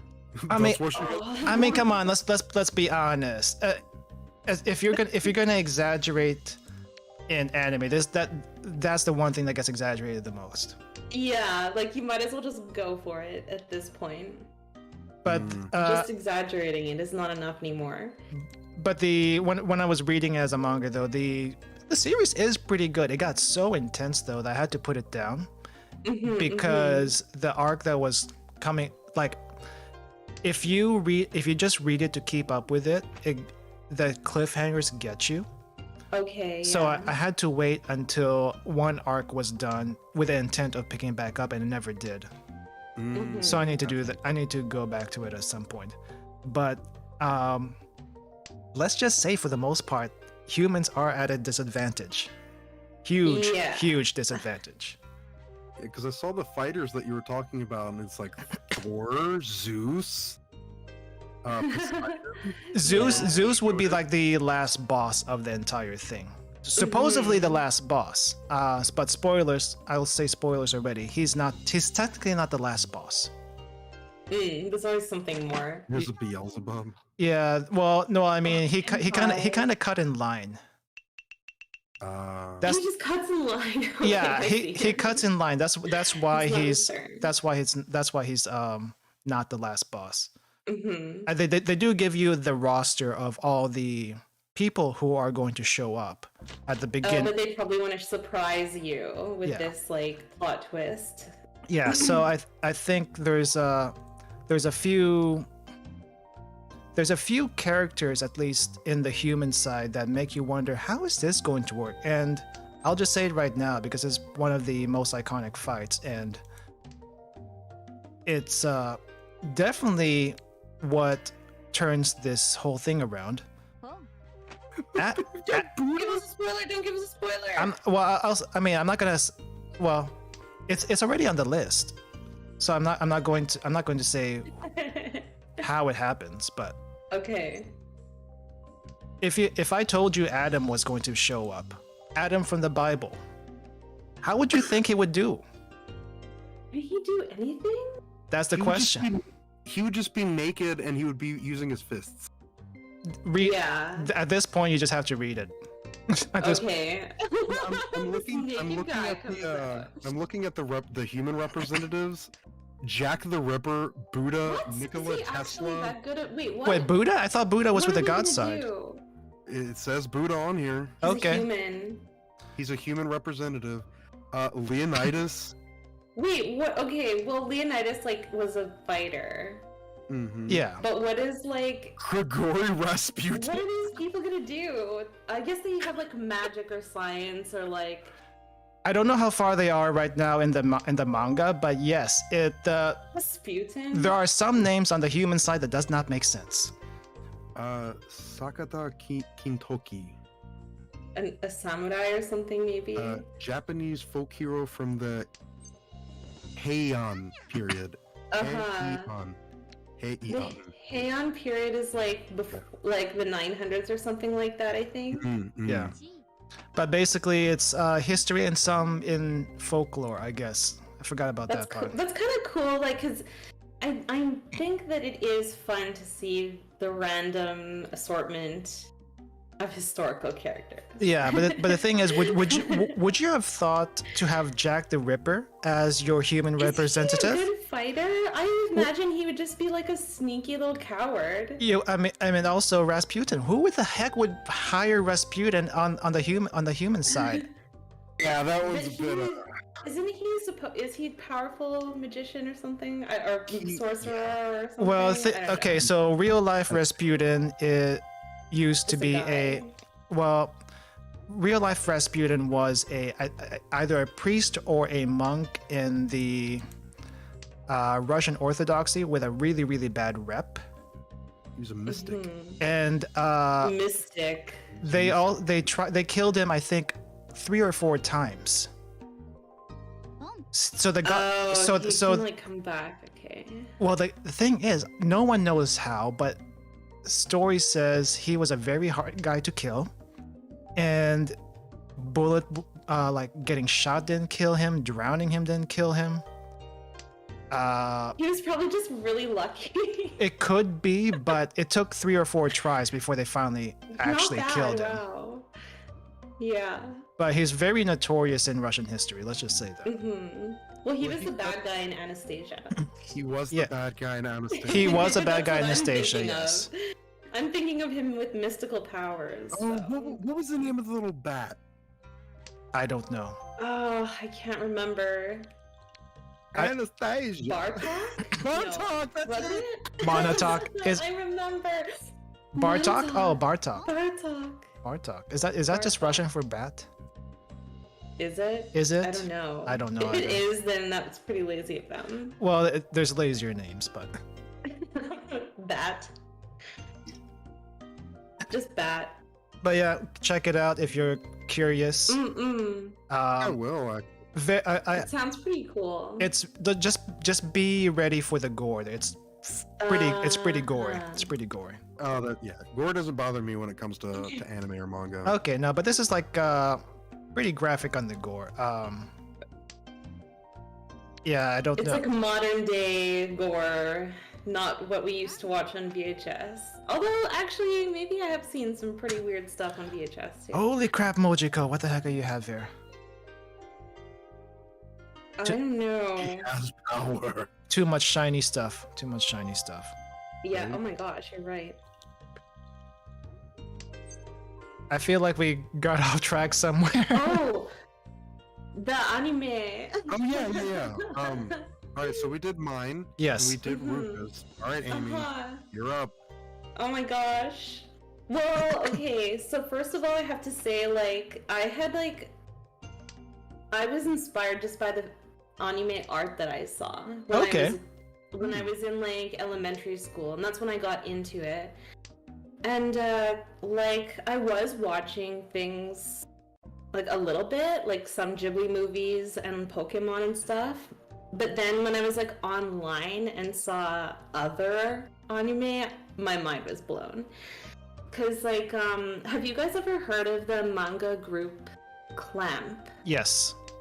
Nope. Yeah. Okay, so Ruka, what series have you, like, watched or heard of from Clamp? So the 2 most popular series off the top of my head from them are Card Captor Sakura. Mm-hmm. And yeah. Not necessarily. So Clamp didn't necessarily make this series, but they did the character design for them. Code Geass. Oh, did they do the character design for Code Geass? They did, yes. Yeah. The clamp limbs are there, the really long clamp limbs. Oh, yeah. The eyes. So Monotok, like, I guess you probably don't... Exholic. Yes, they did. Yes, Okay. yes. I know. So you know I know their art. Yeah. Yeah, so just imagine you're like an 11-year-old girl and you see their art and you're like, I've never seen anything like this before. And the series that really caught my eye was called Magic Knight Rayearth. They did do that. That is an isekai anime, they basically are like in Tokyo Tower, which is what always happens with their stuff. Always. And then like a bright light, they hear like a voice and there's a bright light and they're swept away to a fantasy world.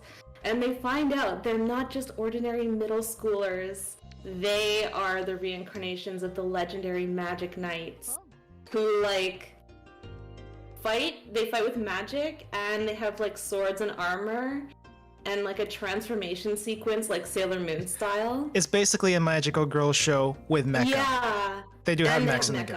They do have mechs. Yeah.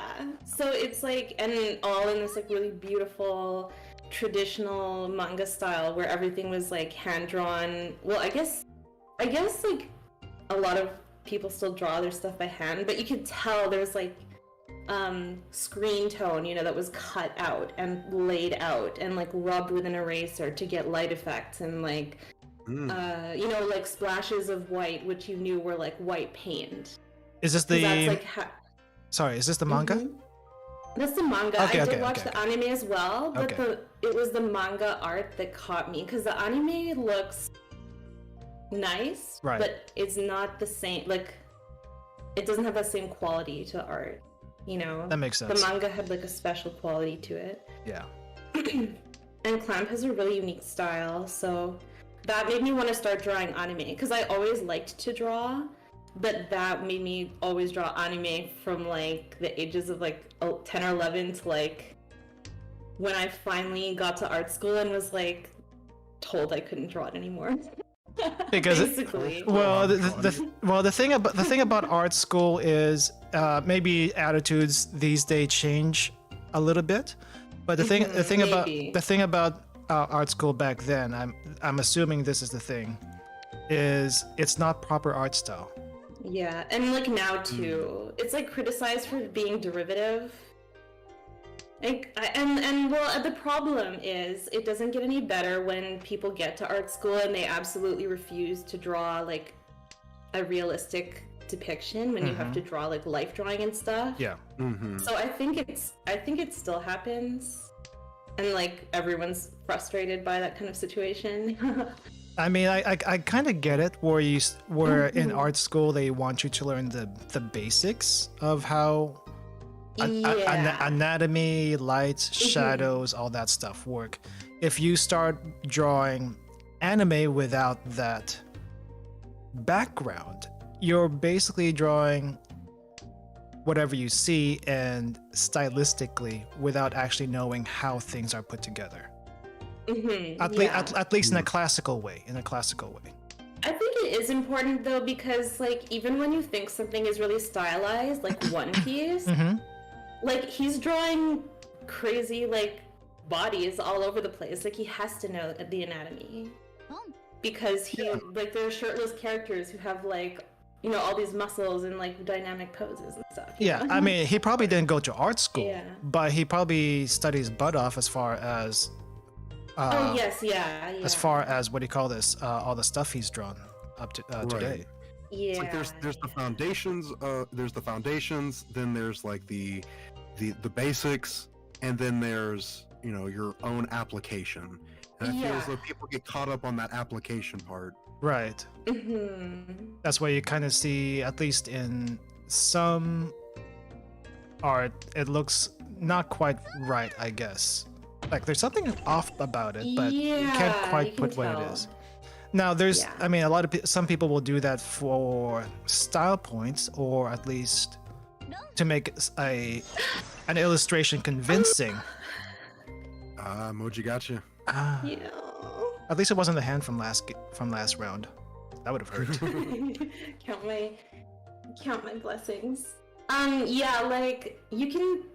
I mean, some people can pull it off somehow if they have some other aspect to their art that can like make up for it, like some symbolism or just like style, or I don't know, like, but you do need those fundamentals. But I think like it kind of made me feel, I don't know, I went through art school and I felt more realistic about art, and that made me give up on it. Does that make sense? Oh no, yes it does. Because like once you've gone through it all, you're like, well, that's not happening. because the people at art school were also trying to become practicing artists, like in fine arts as well. I mean, Right. and like there are no spots in galleries for all the artists that are out there. I see. Yeah, so if you're like in some illustration program or something, which is not what I was in, then maybe you have like a shot at doing something that can make you money. Well, and like, yeah, I don't know. good thing. Sorry. Go ahead. Go ahead. Oh, yeah, good game. Well, I was just gonna say, good thing now we have Twitter and DeviantArt and Pixiv to show off all the art that you can't show in art school. Yeah. True. Now I want to make a comeback. Make a comeback, please do. Yeah, rigging is the start of it. What were we gonna say, Montauk? I was gonna say, like, this is Monotok's hot take of the night. I Ooh. despise modern art. What is modern art like? I don't know. Or like, the contemporary art. When I think of modern art, I think of just like a splash of paint of red on a white canvas. And then Okay. it's occupying a space in a museum. Okay, so you're talking about the abstract art that someone called art. fine art. Yeah. It's like ultra minimalism.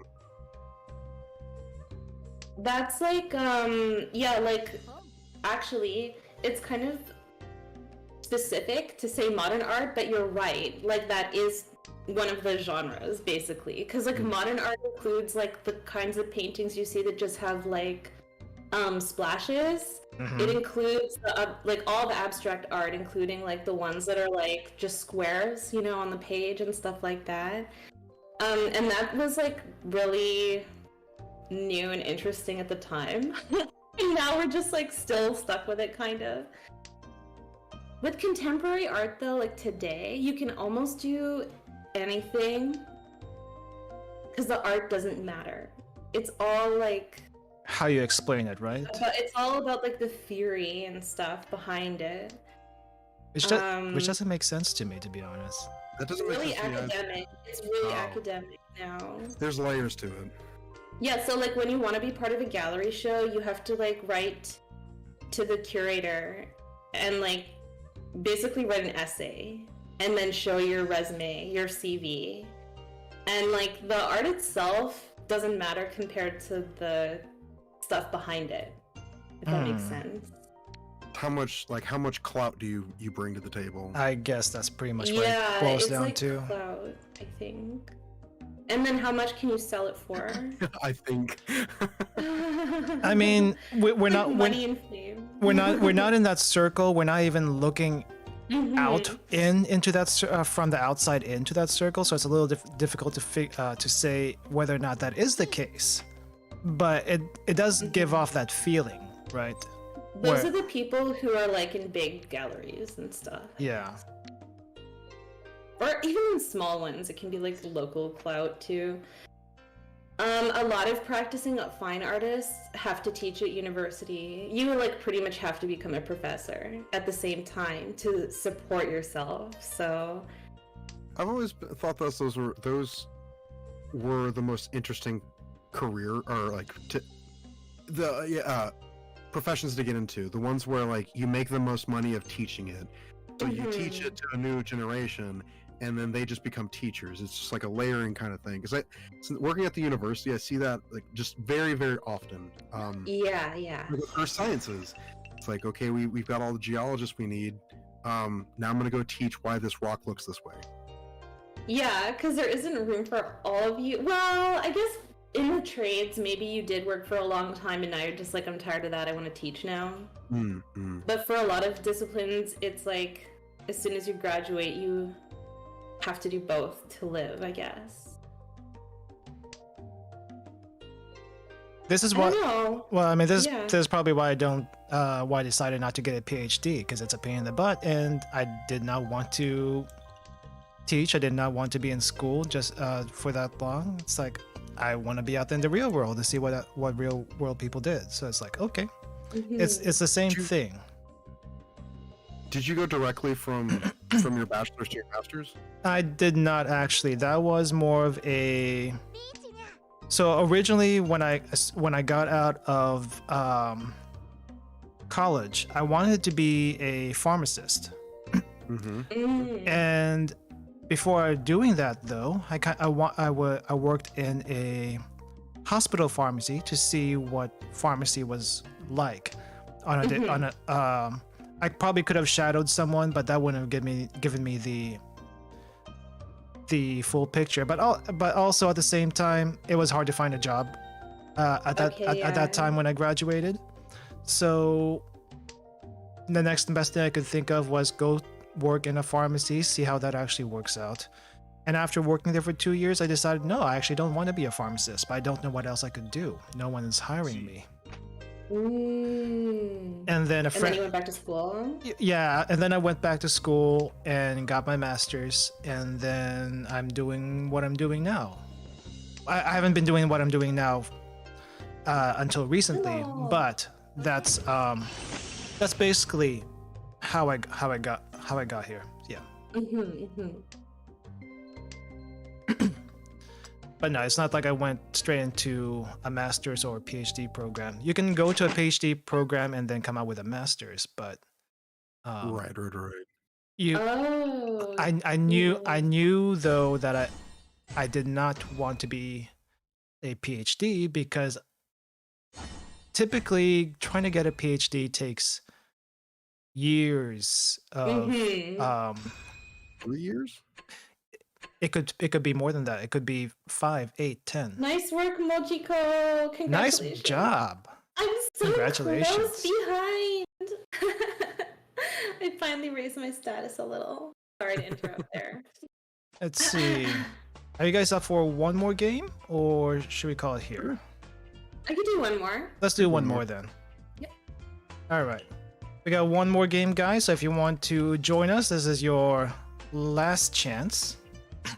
If you joined before and want to come in again, feel free to. We'll just wait around for a bit. But yeah, as far as PhDs go, typically you could take as little as 2, 3, 4 years, but usually it takes 5, 8 years to do that. And what do you get out of it at the end of that time? A doctor title? A doctor title, but the doctor title could go one of two ways. Do you want to teach? Do you want to go in industry? Some PhDs are only good for teaching. Let's be honest. In the sciences, you can at least go into industry, and you will get a fairly good position for that, because some people are looking for certain experts in those fields, and the PhD does show that you put in the work for it. I, however, didn't even think of that possibility at the time. I did not know of that possibility at that time. Okay. Even if I did know about that possibility, I would have not gone for it because I didn't want to spend that much time for. It must be competitive, right? PhD programs. Yeah, I guess it is. It's from what I understand. From what I understand, though, it's mostly navigating how to do grant processes, actually doing all the what do you call this? All the legwork just to prove whatever it is you want to do for your thesis. That's right. Oh, so you're saying there's a lot of practical stuff behind like the admin work you have to do. There is a lot of practical stuff, and if you don't have a thesis that you can defend and write a paper about, I think at least for most part, a lot of PhD programs require you to have a published paper, which can take a while. Oh yeah. Because there's a lot of things to do for that. And if you don't at least have that, you can't get the doctorate. Now that sounds hopeless and all that, but I mean, there's quite a few people that do the work and get there. It's just I did not want to go through all that trouble. Yeah. To me, it was a little bit too. it wasn't worth my time. I just wanted to get into a job and start earning money. Yeah. No, go back and get your PhD so I can say I know a doctor. A doctor. I've gamed with a doctor. I have a friend. I have a friend that's an actual doctor, and I have a friend that has a PhD. The one with a PhD had a PhD in some kind of neuroscience or something like that. Oh wow. But after a few years after he graduated, instead he decided to become a financial advisor. Oh, interesting. Probably because the PhD didn't bring in the money. Oh my goodness. Yeah. Oh yeah. I guess being a financial advisor is more. I guess being in finance at all is more lucrative. I don't know. I can't say for sure. I don't know if I can't say for sure. I didn't question why they went that route. That was my guess, and I'm just gonna think that was the case because their spouse still is a PhD and they're still practicing whatever their PhD work is. They might be teaching. I don't know if they're in industry. They might be teaching. But I guess for that friend of mine, being a PhD didn't bring enough money, so do something you liked a little bit better, which for him was the finance part. Yeah, I see. Yeah. But then again, you could also say the same. Get more degrees. You could say the same for what do you call this? People who went to college and never actually used that degree for whatever reason. Yeah. So it's like, I guess we're in this part of history right now where a college degree may not be actually the best thing to go for, depending on what you want to do. If you don't know what to do, though, I feel like going to college is not a bad idea as long as you go for something a little bit more practical and not like an English degree or art degree. No offense to the people that do that, but if you have it, at least it'll get you some jobs. Let's be practical though. I mean, let's be practical though. Yeah, if you're gonna go to college for something like the sciences or some kind of business. But now with like education inflation, there are a lot of jobs where they just want a degree. They just want it's you a to little have bit that more Bible. flexible, and that's like the kind of way that I've used mine, even though I haven't used it. It still like is necessary to get. It was necessary to get what I wanted today. So I haven't used my master's yet. Okay. I haven't needed it. Yeah. I have needed my bachelor's, which is in fine arts, but I have never needed my master's, which is in education. Wait a second, you both have MDs? Not MDs, excuse me. Masters. So mine is an MED. mine is an MS. Yeah. Mine is an MS.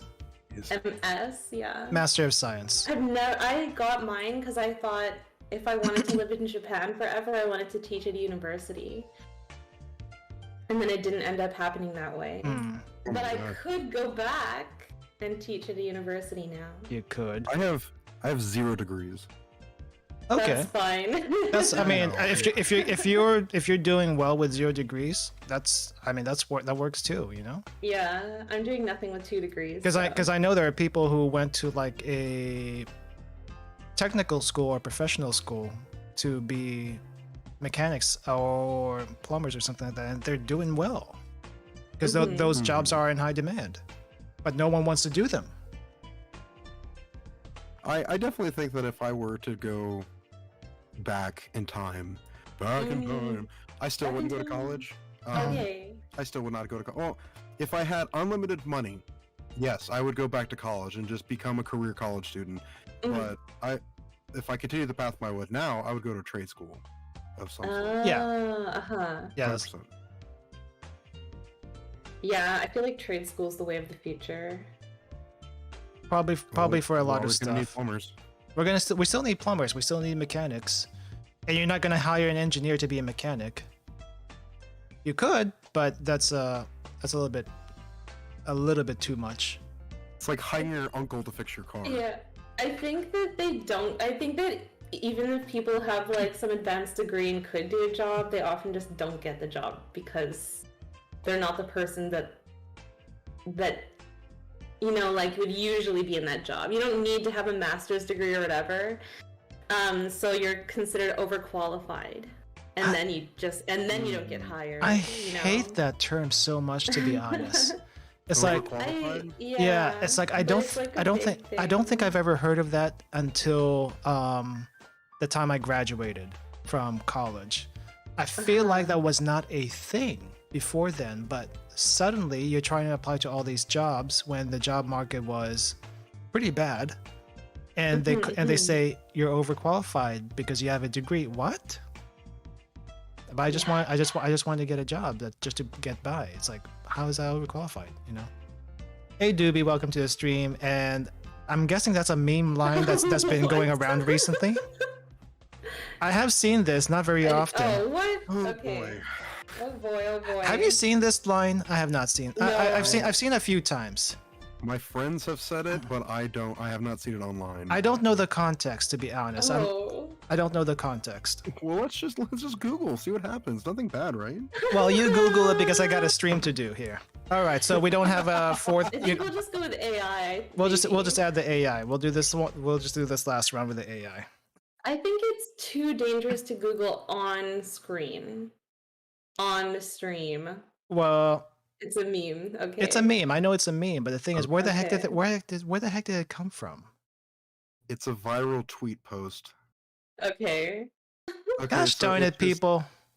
It's a Twitter thing. It's just a guy that says normalize platonically telling your bros they look submissive and breedable. You're bros. Your bros. You're bros. So that's Your your like bros. whoever Doobie is, that's your bro, man. I'm just kind of thinking, would you actually say that to your bros? Though I guess if you say that to your girls, that they'd probably slap you or something. Hey man, that's like saying you don't kiss your homies goodnight. I don't.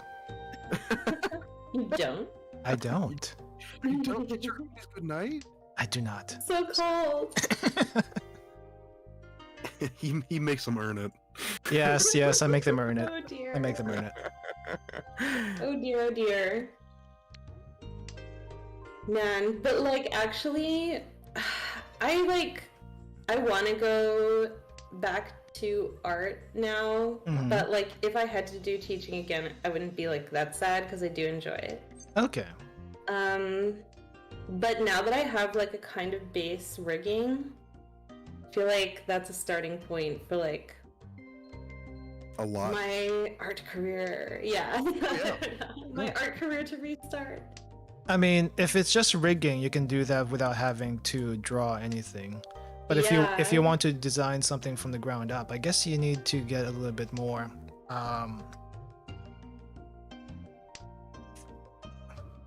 more, what do you call this?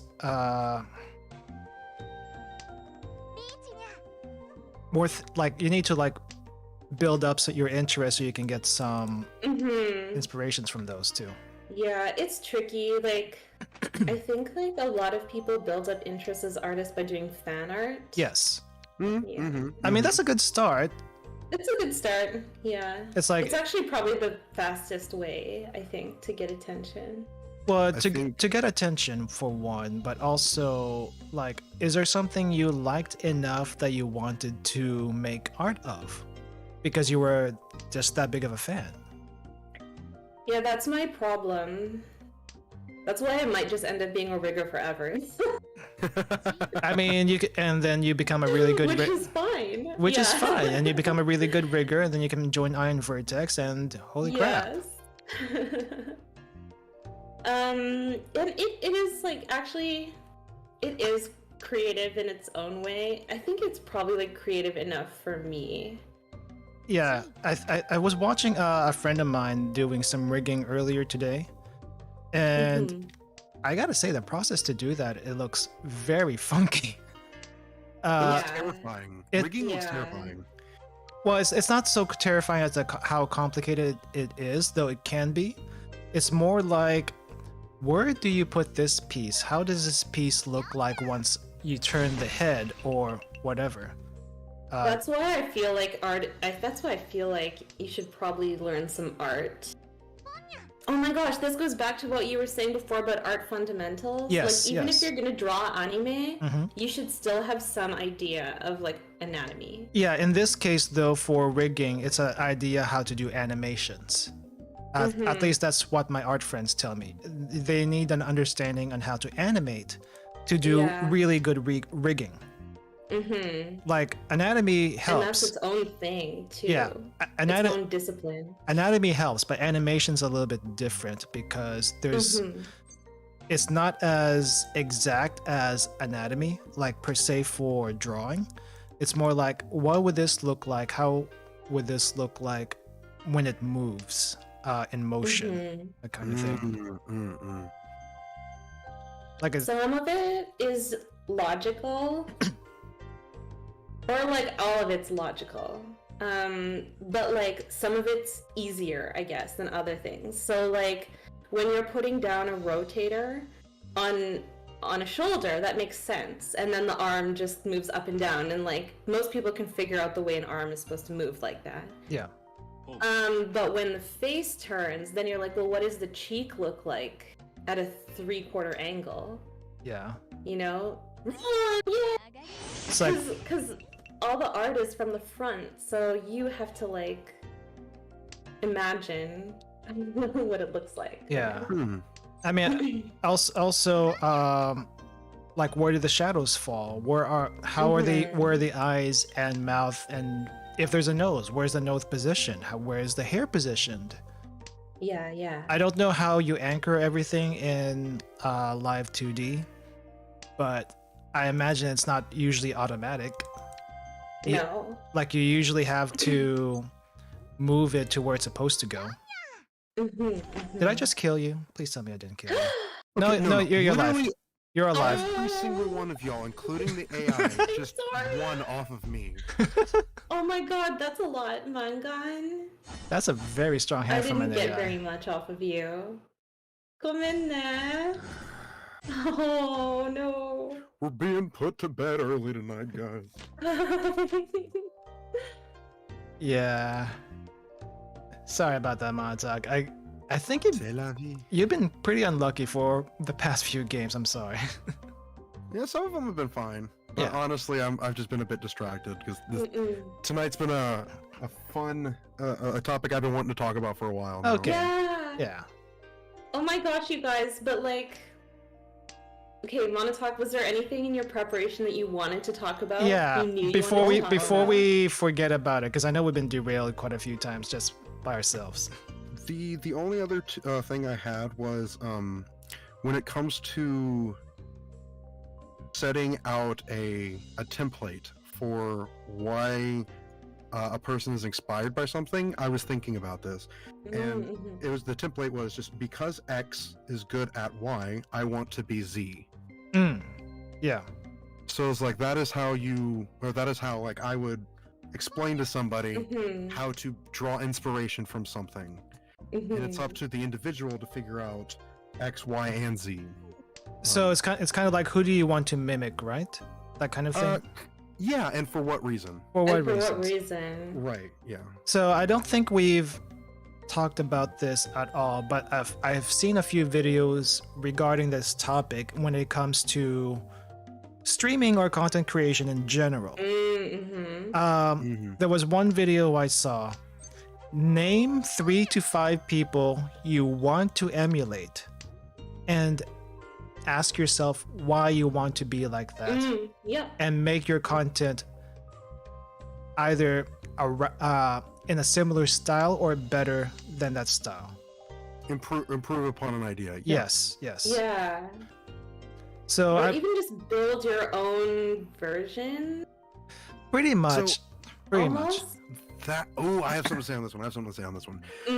So about 3 years ago, I think it was, I was inspired to make a post on Reddit about wanting to pursue one of my dreams, and it got some nice upvotes and everything.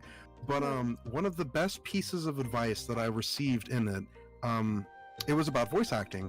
So Really? one of the best pieces of advice that somebody told me in that is when you're entering that kind of industry, figure out how to sell yourself. You become the product, and you need to figure out how to sell yourself to the best of your ability, which is one of the reasons I turned to Japanese to learn as a second language, because with voice acting, you can do multiple languages. Yeah.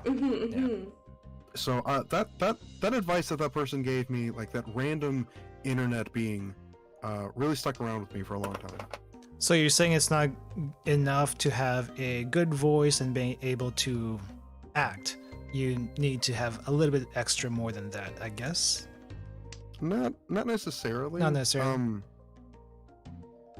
Well, yeah, yes and no. It just depends on like how a person wants to build themselves when they are the product. So And with streaming, that's pretty much yes, exactly, yeah. all of us. And that's a difficult thing for a lot of us that do content creation or streaming or in general, just because we don't think of ourselves that way, like we're not thinking that we're selling ourselves. Yeah. But unfortunately, that's the marketing aspect of it. Yeah, and I really hate that, to be honest. But I understand that if you want people to watch you, you have to offer them a reason to watch you. And that's something I've had to struggle with for the past couple of weeks, ever since I got that talk. And I'm still not sure I want to like completely change myself to have a reason for someone to watch me, but I do want to at least make my strong points stronger so that it becomes the thing. Make your strong points stronger. Yeah. Yeah. You just have to maximize Ruka. You need to just be like level 100 Ruka. Yeah, I'm still trying to figure out what that is, though. I mean, I have an idea, but I don't know what it is. So it's like coming into the gym and figuring out which lift you want to be good at, and then like over the like X amount of weeks and months and years, you develop yourself. Yeah. So you just need to figure out what lift you want to start doing. I mean, I know what I want to do. I already have plans on how to do it. Okay. It's just part of it involves video editing, and video editing is pain. Yet again. And also just the time to actually do it. I had to find the time to do it. That's not an excuse, but it's something I do need to work on. Other than that, I feel like I have a little bit more confidence than I used to ever since I got the talk. Okay. Like we can make this a topic for another time, and I'll talk to you guys about this later. But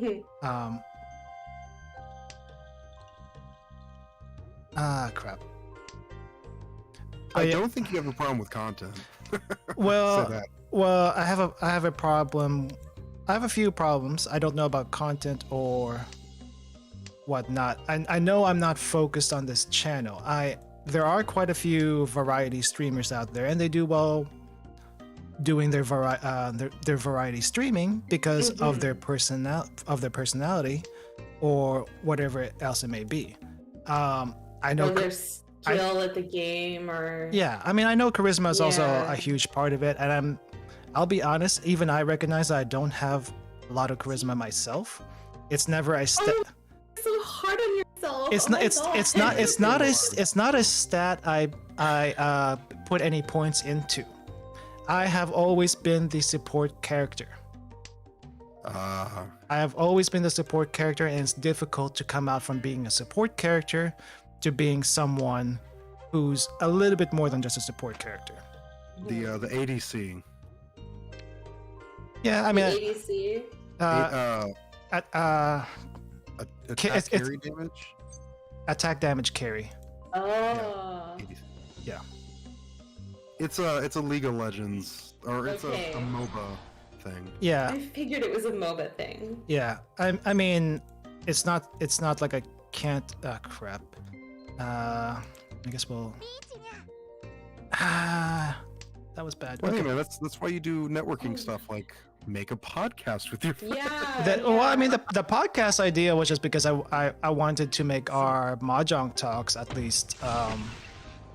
What do you call this? It's made just to make it into a thing. Yeah. Yeah. Just to make it into a thing. And I think we can just keep making things. Well, we have to be more planned than that. we have to be more planned.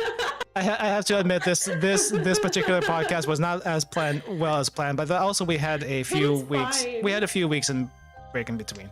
Besides, I don't know if you've listened to I don't know if you listen to any other podcasts, but not all of them are structured. Let's just be honest with that. Not all podcasts, not all podcasts are structured. A lot of them are, well, almost all of them. Pretty much 99% of them are recorded anyway, and then whatever interesting comes up from that topic, that's what the title of the podcast is. Our challenge here is that we're doing the podcast live and in one shot. and trying to come up with a topic beforehand, or at least what we want to talk about beforehand. I think this kind of like whatever project you come up with, though, I think it's always good to have projects rather than just kind of like aimlessly doing things, you know? Yeah. So for me, having any kind of series seems very constructive, because like then at least you can look back at this like body of work, kind of. Yeah. I mean, one suggestion that gets thrown around a lot is keep doing what you're doing and then eventually figure out how to make it better. I don't like that one. Maybe not, but at least at the very least, from very influential people in content creation, the advice is focus on the quantity of your content rather than the quality at the start. That way you get better as you do them. I can see the evidence in that advice. Mm-hmm. I mean, our challenge here though is that we do this every other week because we need time, and also the staggered schedule I feel like might be good for us in general. If we did this every week on a Friday, I don't know if we'd burn out as fast. I don't know if we burn out too fast doing that. That's just me though. Mm-hmm. That's why we have this every other week. Yeah, and that's I've actually incorporated that into my my weekly planning. So every other week on Fridays I go out lifting, and when I'm not here on the podcast, You're lifting? I'm lifting. Yes, on that's on cool. Fridays. Yeah. So there's those considerations. Are you gonna start lifting, Amy? Amy, you're gonna start lifting. I just need to do exercise in general. Homie, if you want me to set you out with a simple workout plan, you can either do from home. Oh my gosh! Or at a. Maybe I should. You got a coach now. You got a coach. Yeah. That might be good for me because I do well when I have like a stricter routine. Because if I just do something randomly every once in a while, I like never stay with it. Mm-hmm. You know. I mean, that's a lot of people, I guess. That's usually most people. Yeah. Yeah. Wait, where's my plug? My battery. Oh, did you die? My battery on my phone. Why did I do this? Well, you're still alive on screen, so. I'm here. Yeah, I have 5%. Okay, that's what happened. Yeah. But it just gave me an alert and it shocked me. I've been thinking about doing I don't know if this is appropriate or not, but I was just thinking about doing a stream from my phone and like playing a mobile game. There's people done that, yeah. Yeah. There's a lot of there's a lot of mobile game content, and it depends on what you like. But I think definitely see what's popular as far as mobile games. If you like those, maybe tap into those and see what you could do. There are two I've been taking a look at, and it's sticking with my theme of being like chill gaming, kind of. Called Monument Valley 1 and 2. Wrong! What's this game? Oh, Monument Valley? I've never heard of it. Yep, Monument I've heard Valley. of It's this. it's like a MC Escher puzzle game. Yes, I've seen it. Mhm. I have never heard of this thing. It's only on, I think it's on Android and Apple, but it's I would look it up, dude. It's a pretty cool looking game. Okay, well, Are link you it. I'll check it out. climbing? You're like climbing a map? Kinda, yeah. And you have, and like the structures will change depending on what perspective you're looking at them. Okay. I can't remember. I think it was a TV show that I saw it at originally. Huh. Oh God, was that House of It Cards? looks so cute. It looks so cute because the art is like kind of pastel-y and pleasant, but it is like interesting, weird maps, like you said, MC Escher. Okay, that sounds intriguing. I've just never heard of it until now. What was the other one? Monument Valley 2. Oh, come on. You're really into the idea of this one. You Yeah. might as well just go with 2 instead of The newer one? yeah. Oh, what about experiencing it from the beginning?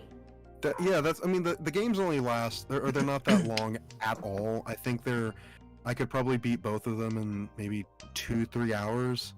So it's Okay. Oh, okay, Yeah, so it's not like for the a stream. okay, so it's not like Pokemon Unite where you play over and over again, kind of thing. No. Alright. But speaking of which, we need to get each other's friend IDs. Yeah, sure. I actually started the game yesterday. I didn't start for the longest time because I thought that you needed a subscription to the online thing to play it. Mm-mm. But I found no, out no. you did not. So it's like, okay, let's give it a try and see how it actually is. And you know, it's simple enough to where it's enjoyable. And at the same time, short enough to where you can actually Yeah, like a 10-minute game. 10-minute game, yeah. So I enjoy that. That's quick and fairly easy. Though I think I played a game or two before stream and I got bodied so hard. It's like I don't know what was up with the other team, but I got bodied so hard that I feel like they were cheating. But they're not. They're probably not. But Amy, do you have access to a Switch? No, I don't. Darn. I don't have a Switch. I do. I have no gaming thing. Oh, I have a DS. Yeah, yeah. I have a 3DS. That's like the newest thing I have. How long was the 3DS? It's been a minute. I bought it when I first got to Japan, I think. So 8 years ago. Yeah. Or 9. The 3DS came out February 26, 2011. Oh, it was 10 years ago, my gosh. Oh wow. Guys, my phone just died. That was perfect timing. Oh, in I Japan. won. Okay, well then that was Okay. that was That was a while ago, guys. That was a while ago. I was more of a PlayStation fanboy back in the day. It was only until recently that I switched over to the Switch Oh. and a little bit of PC gaming. But that's mainly because for the PC stuff, that's because a lot of the games go on sale quite a bit and they're good for streaming. So that's why I shifted a bit to Steam, even though I don't really like Steam as an idea or a platform. Oh, But that's a whole slew of It's just issues. easier, though. I'm gonna It's need you to just pick your easier brain to on do that one. Yeah, I'll tell you. I'll tell you after the stream. All right. But about the Switch though, I forgot what. Oh no, I do remember why I got the Switch. So the Atelier series moved to the Switch, or at least had a port on the Switch. That's why I moved to there. Okay, yeah. Because PlayStation didn't have a mobile platform, and I don't think they're doing one anytime soon anyway. But the Switch anyway was a good fit for me at the time. So I went there and found other games I also liked. That's pretty much why that's pretty much why I'm a Switch person now. It's like I think the last PlayStation console I got was the 3 and didn't really use it that much. So it's like, do I really want a PlayStation 4? Do I really want a PlayStation 5? Mm-hmm. Maybe Yeah. not. maybe not. The answer is yes. The answer is no, because I would only get like maybe one game tops for both of them, and I don't feel like paying $500 for each system just to get one game. Oh yeah. I told you all my rule about buying new consoles, right? No. What's your rule? All right, so me and Brandy have this rule. We have to have 3 titles that we want before we buy a console. That's fair. That's good. That's fair. Yeah, that's good. Specifically 3 titles first. It doesn't matter when they come out. They could be like, a year after each other, or like the game hasn't even come out. We have to have 3 games we're looking forward to. Yeah. Yeah. Otherwise, you might never use it. Yeah, it's or you'd use it, but not enough. Not enough, My right? Switch was collecting so much dust for the Oh, longest. really? Yeah. The Switch. Well, my Switch at first was. The Switch on the other hand has, at least I have a lot of titles on the Switch. Maybe 9 of them being from the Atelier series, but even outside that, I do have other titles that I can fall back on. That's not my usual stuff, and still enjoy it. So Yeah. I feel like that was a good buy. Now I'm not gonna go get a Switch, the new Switch Plus or whatever's coming out, just because OLED. you're not really getting much out of that, to be honest. Mm. If you don't have a Switch already, do get that. But if you already have a Switch and you're just doing it for the extra graphics, I don't think that's really a wise decision. But that's me being pragmatic about my spending more than anything. Montauk, do you usually buy the latest of everything? No, definitely not the Okay. latest of everything. Because we still haven't bought the PlayStation 5. Because Okay. 3 games haven't come out for it that we've wanted yet. Do you have even 1 or 2 games that you want for it? That I can think of off the top of my head? Yeah. No. Probably.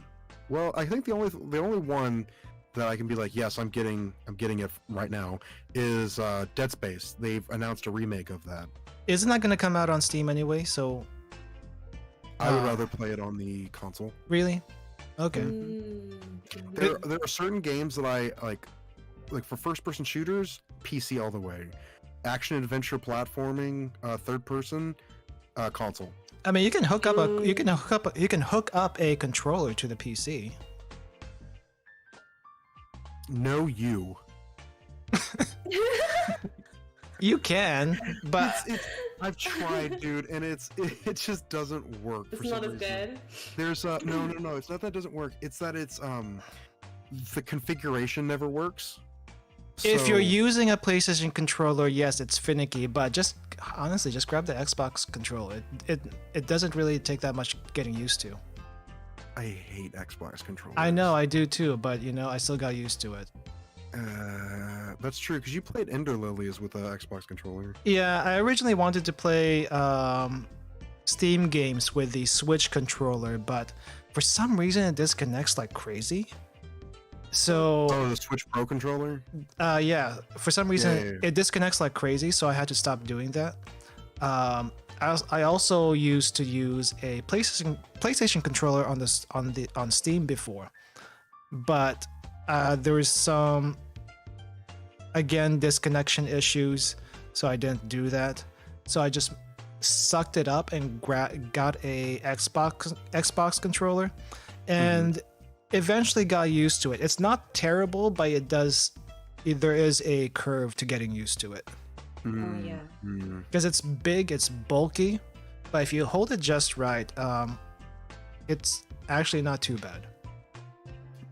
If you stand outside in the pouring rain and angle it slightly to the left, you get pretty decent reception. I mean, that's just how it isn't. That's just how it is with me. Yeah. If it doesn't work, I'll try to make it work until I can't, or at least there's a huge hurdle where it's not worth it to try and get it to work and move to something else. So the Xbox controller, as much as I hate that thing, you do get used to it, and it's not terrible. Before, when I was trying to use the Xbox controller for the longest time, I would actually get hand fatigue where Mhm, it would mhm. where it would cramp up. I don't get that anymore. So it is a matter of getting used to it a little bit. See, that's why you need to work up your grip strength so you can handle an Xbox controller. Yeah, I'm pretty sure you have more grip strength than I do, and you can handle an Xbox controller if Dead Space is on Steam. Yes. Yeah, You can grip that controller. And you don't even have to get a legit Xbox controller. You can get like one of those knockoff ones, and they work just as well. Like a Mad Catz controller. Yeah, as long as it has as long as it has the grip that you like, it'll work the same as if you were on a console. Yeah, that's true. Well, I think I only got my gaming PC about 2 years ago? Question mark? Yeah, about 2 years ago. Mm-hmm. So I've been on a console mentality for the long time. Like most of my Steam backlog is Jesus. Backlog. To the backlog. It's just a bunch of games where I'm like, man, I'm gonna buy this now, and when I get a gaming PC, I can finally play. Yeah. Oh my gosh. And then I just stick with World of Warcraft, man. I'm not a huge gaming PC person. Like I never got into any of the FPSs, and I had a few MMOs back in the day, but the only MMO I really did heavily was Ragnarok Online and Guild Wars, the first Guild Wars. I guess Guild Wars. Oh my god, I played that too. Guild Wars 2, Guild Wars 2 also a little bit. But past that, no, I didn't do World of Warcraft. I didn't do Final Fantasy 14. I tried it. Wasn't for me, so I didn't do it. That's how I feel about 14. Man, I really need to do a stream of me just playing WoW, but You should. Oh, I don't know about in the current climate. yeah. Oh, that's right. Oh my gosh, I didn't even think about that. You know, there's some people. There are probably people who have never heard of that. What's going on, and just keep playing it as usual. True. So, well, yeah. But if you've heard about it, I guess that's your own social choice. media. Yeah. Yeah. I mean, I guess that's it might have been on the news too. I don't know. I'm not sure if it was big enough to show up in the news, but I mean, if you've heard about the situation and know what we're talking about, that's up to you whether or not you actually want to keep supporting those games. Boycott Blizzard or what? Yeah. Have you tried Phantasy Star Online 2? PSO 2? Yes. Not your thing? No. No. Really? I tried it. It's just not my thing. It felt kind of like Guild Wars 2 a little bit. Yeah. And that's probably why I didn't like it. Mechanically speaking, I was not a big Guild Wars 2 fan. I'm not. Guild Wars 2 wasn't great. I'll be honest. Guild Wars 2 wasn't great. I only played the first one, so. Well, the thing about PSO2 is it feels more like an action RPG, which it actually is. Guild Wars 2 is not an action RPG, but the thing is the way they design their skills, it's not great. It doesn't make for good gameplay. For me personally, it didn't make for good gameplay. It felt like I was playing Xenoblade. Or one of the Xeno games. It's probably Xenoblade. Xenoblade 1 and Xenoblade 2 probably the same thing. Yeah. I never played either one of them. I played Xenogears, I played Xenosaga, but never Xenoblade because I took a look at that battle system. It's like, no, it's not for me. You know how I said I'm a huge gameplay mechanic guy, right? So I just it wasn't my thing. Like the story might be great, but if the gameplay doesn't catch me, I'm not going to play it. This is so. I recently started playing the new Zelda Skyward Sword remake. Okay. And I am very surprised. So like I have never fully beaten a Legend of Zelda game before or any Zelda game before. I think I might actually beat this one. Yeah. Really? I have never beaten one. This one's good. This one's good. I'm using the motion controls and like getting the full experience of it. And it's a lot more linear, which I really like in gameplay. I like it too. Compared to Breath of the Wild, where you can go like anywhere, right? More open world. Yeah, I like something like with a guidance system in it. Yeah, I'm the same way. I was like, it's like I don't mind open world, but it's not my first choice. Anyway, I think that's gonna do it for us today, guys. We're coming up to 3 hours here. Oh wow. Oh my gosh, it is, isn't it? It is. It is. But I hope you all enjoyed that talk from this podcast. And actually, I did want to announce one thing.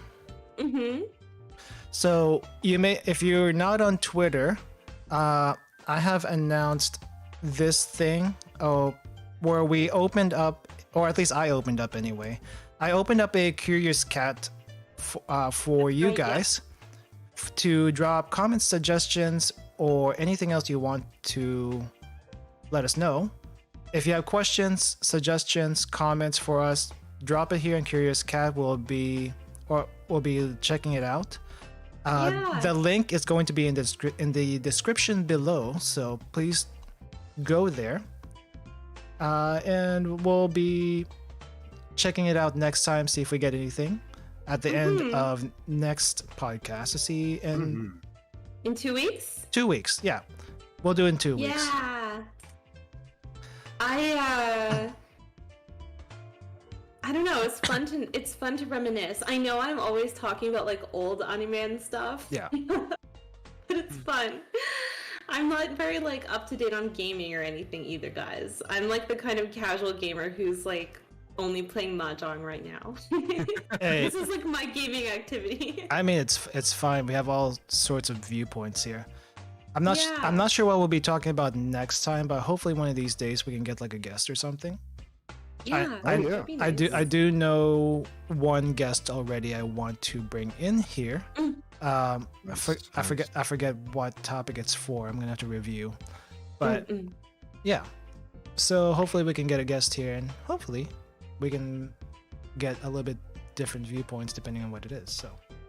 And you can always come into the matches and the chat. Yes. At the very least. Yeah. At the very least, though, we're gonna have to force our guests to play with us, whether or not they actually know what they're doing.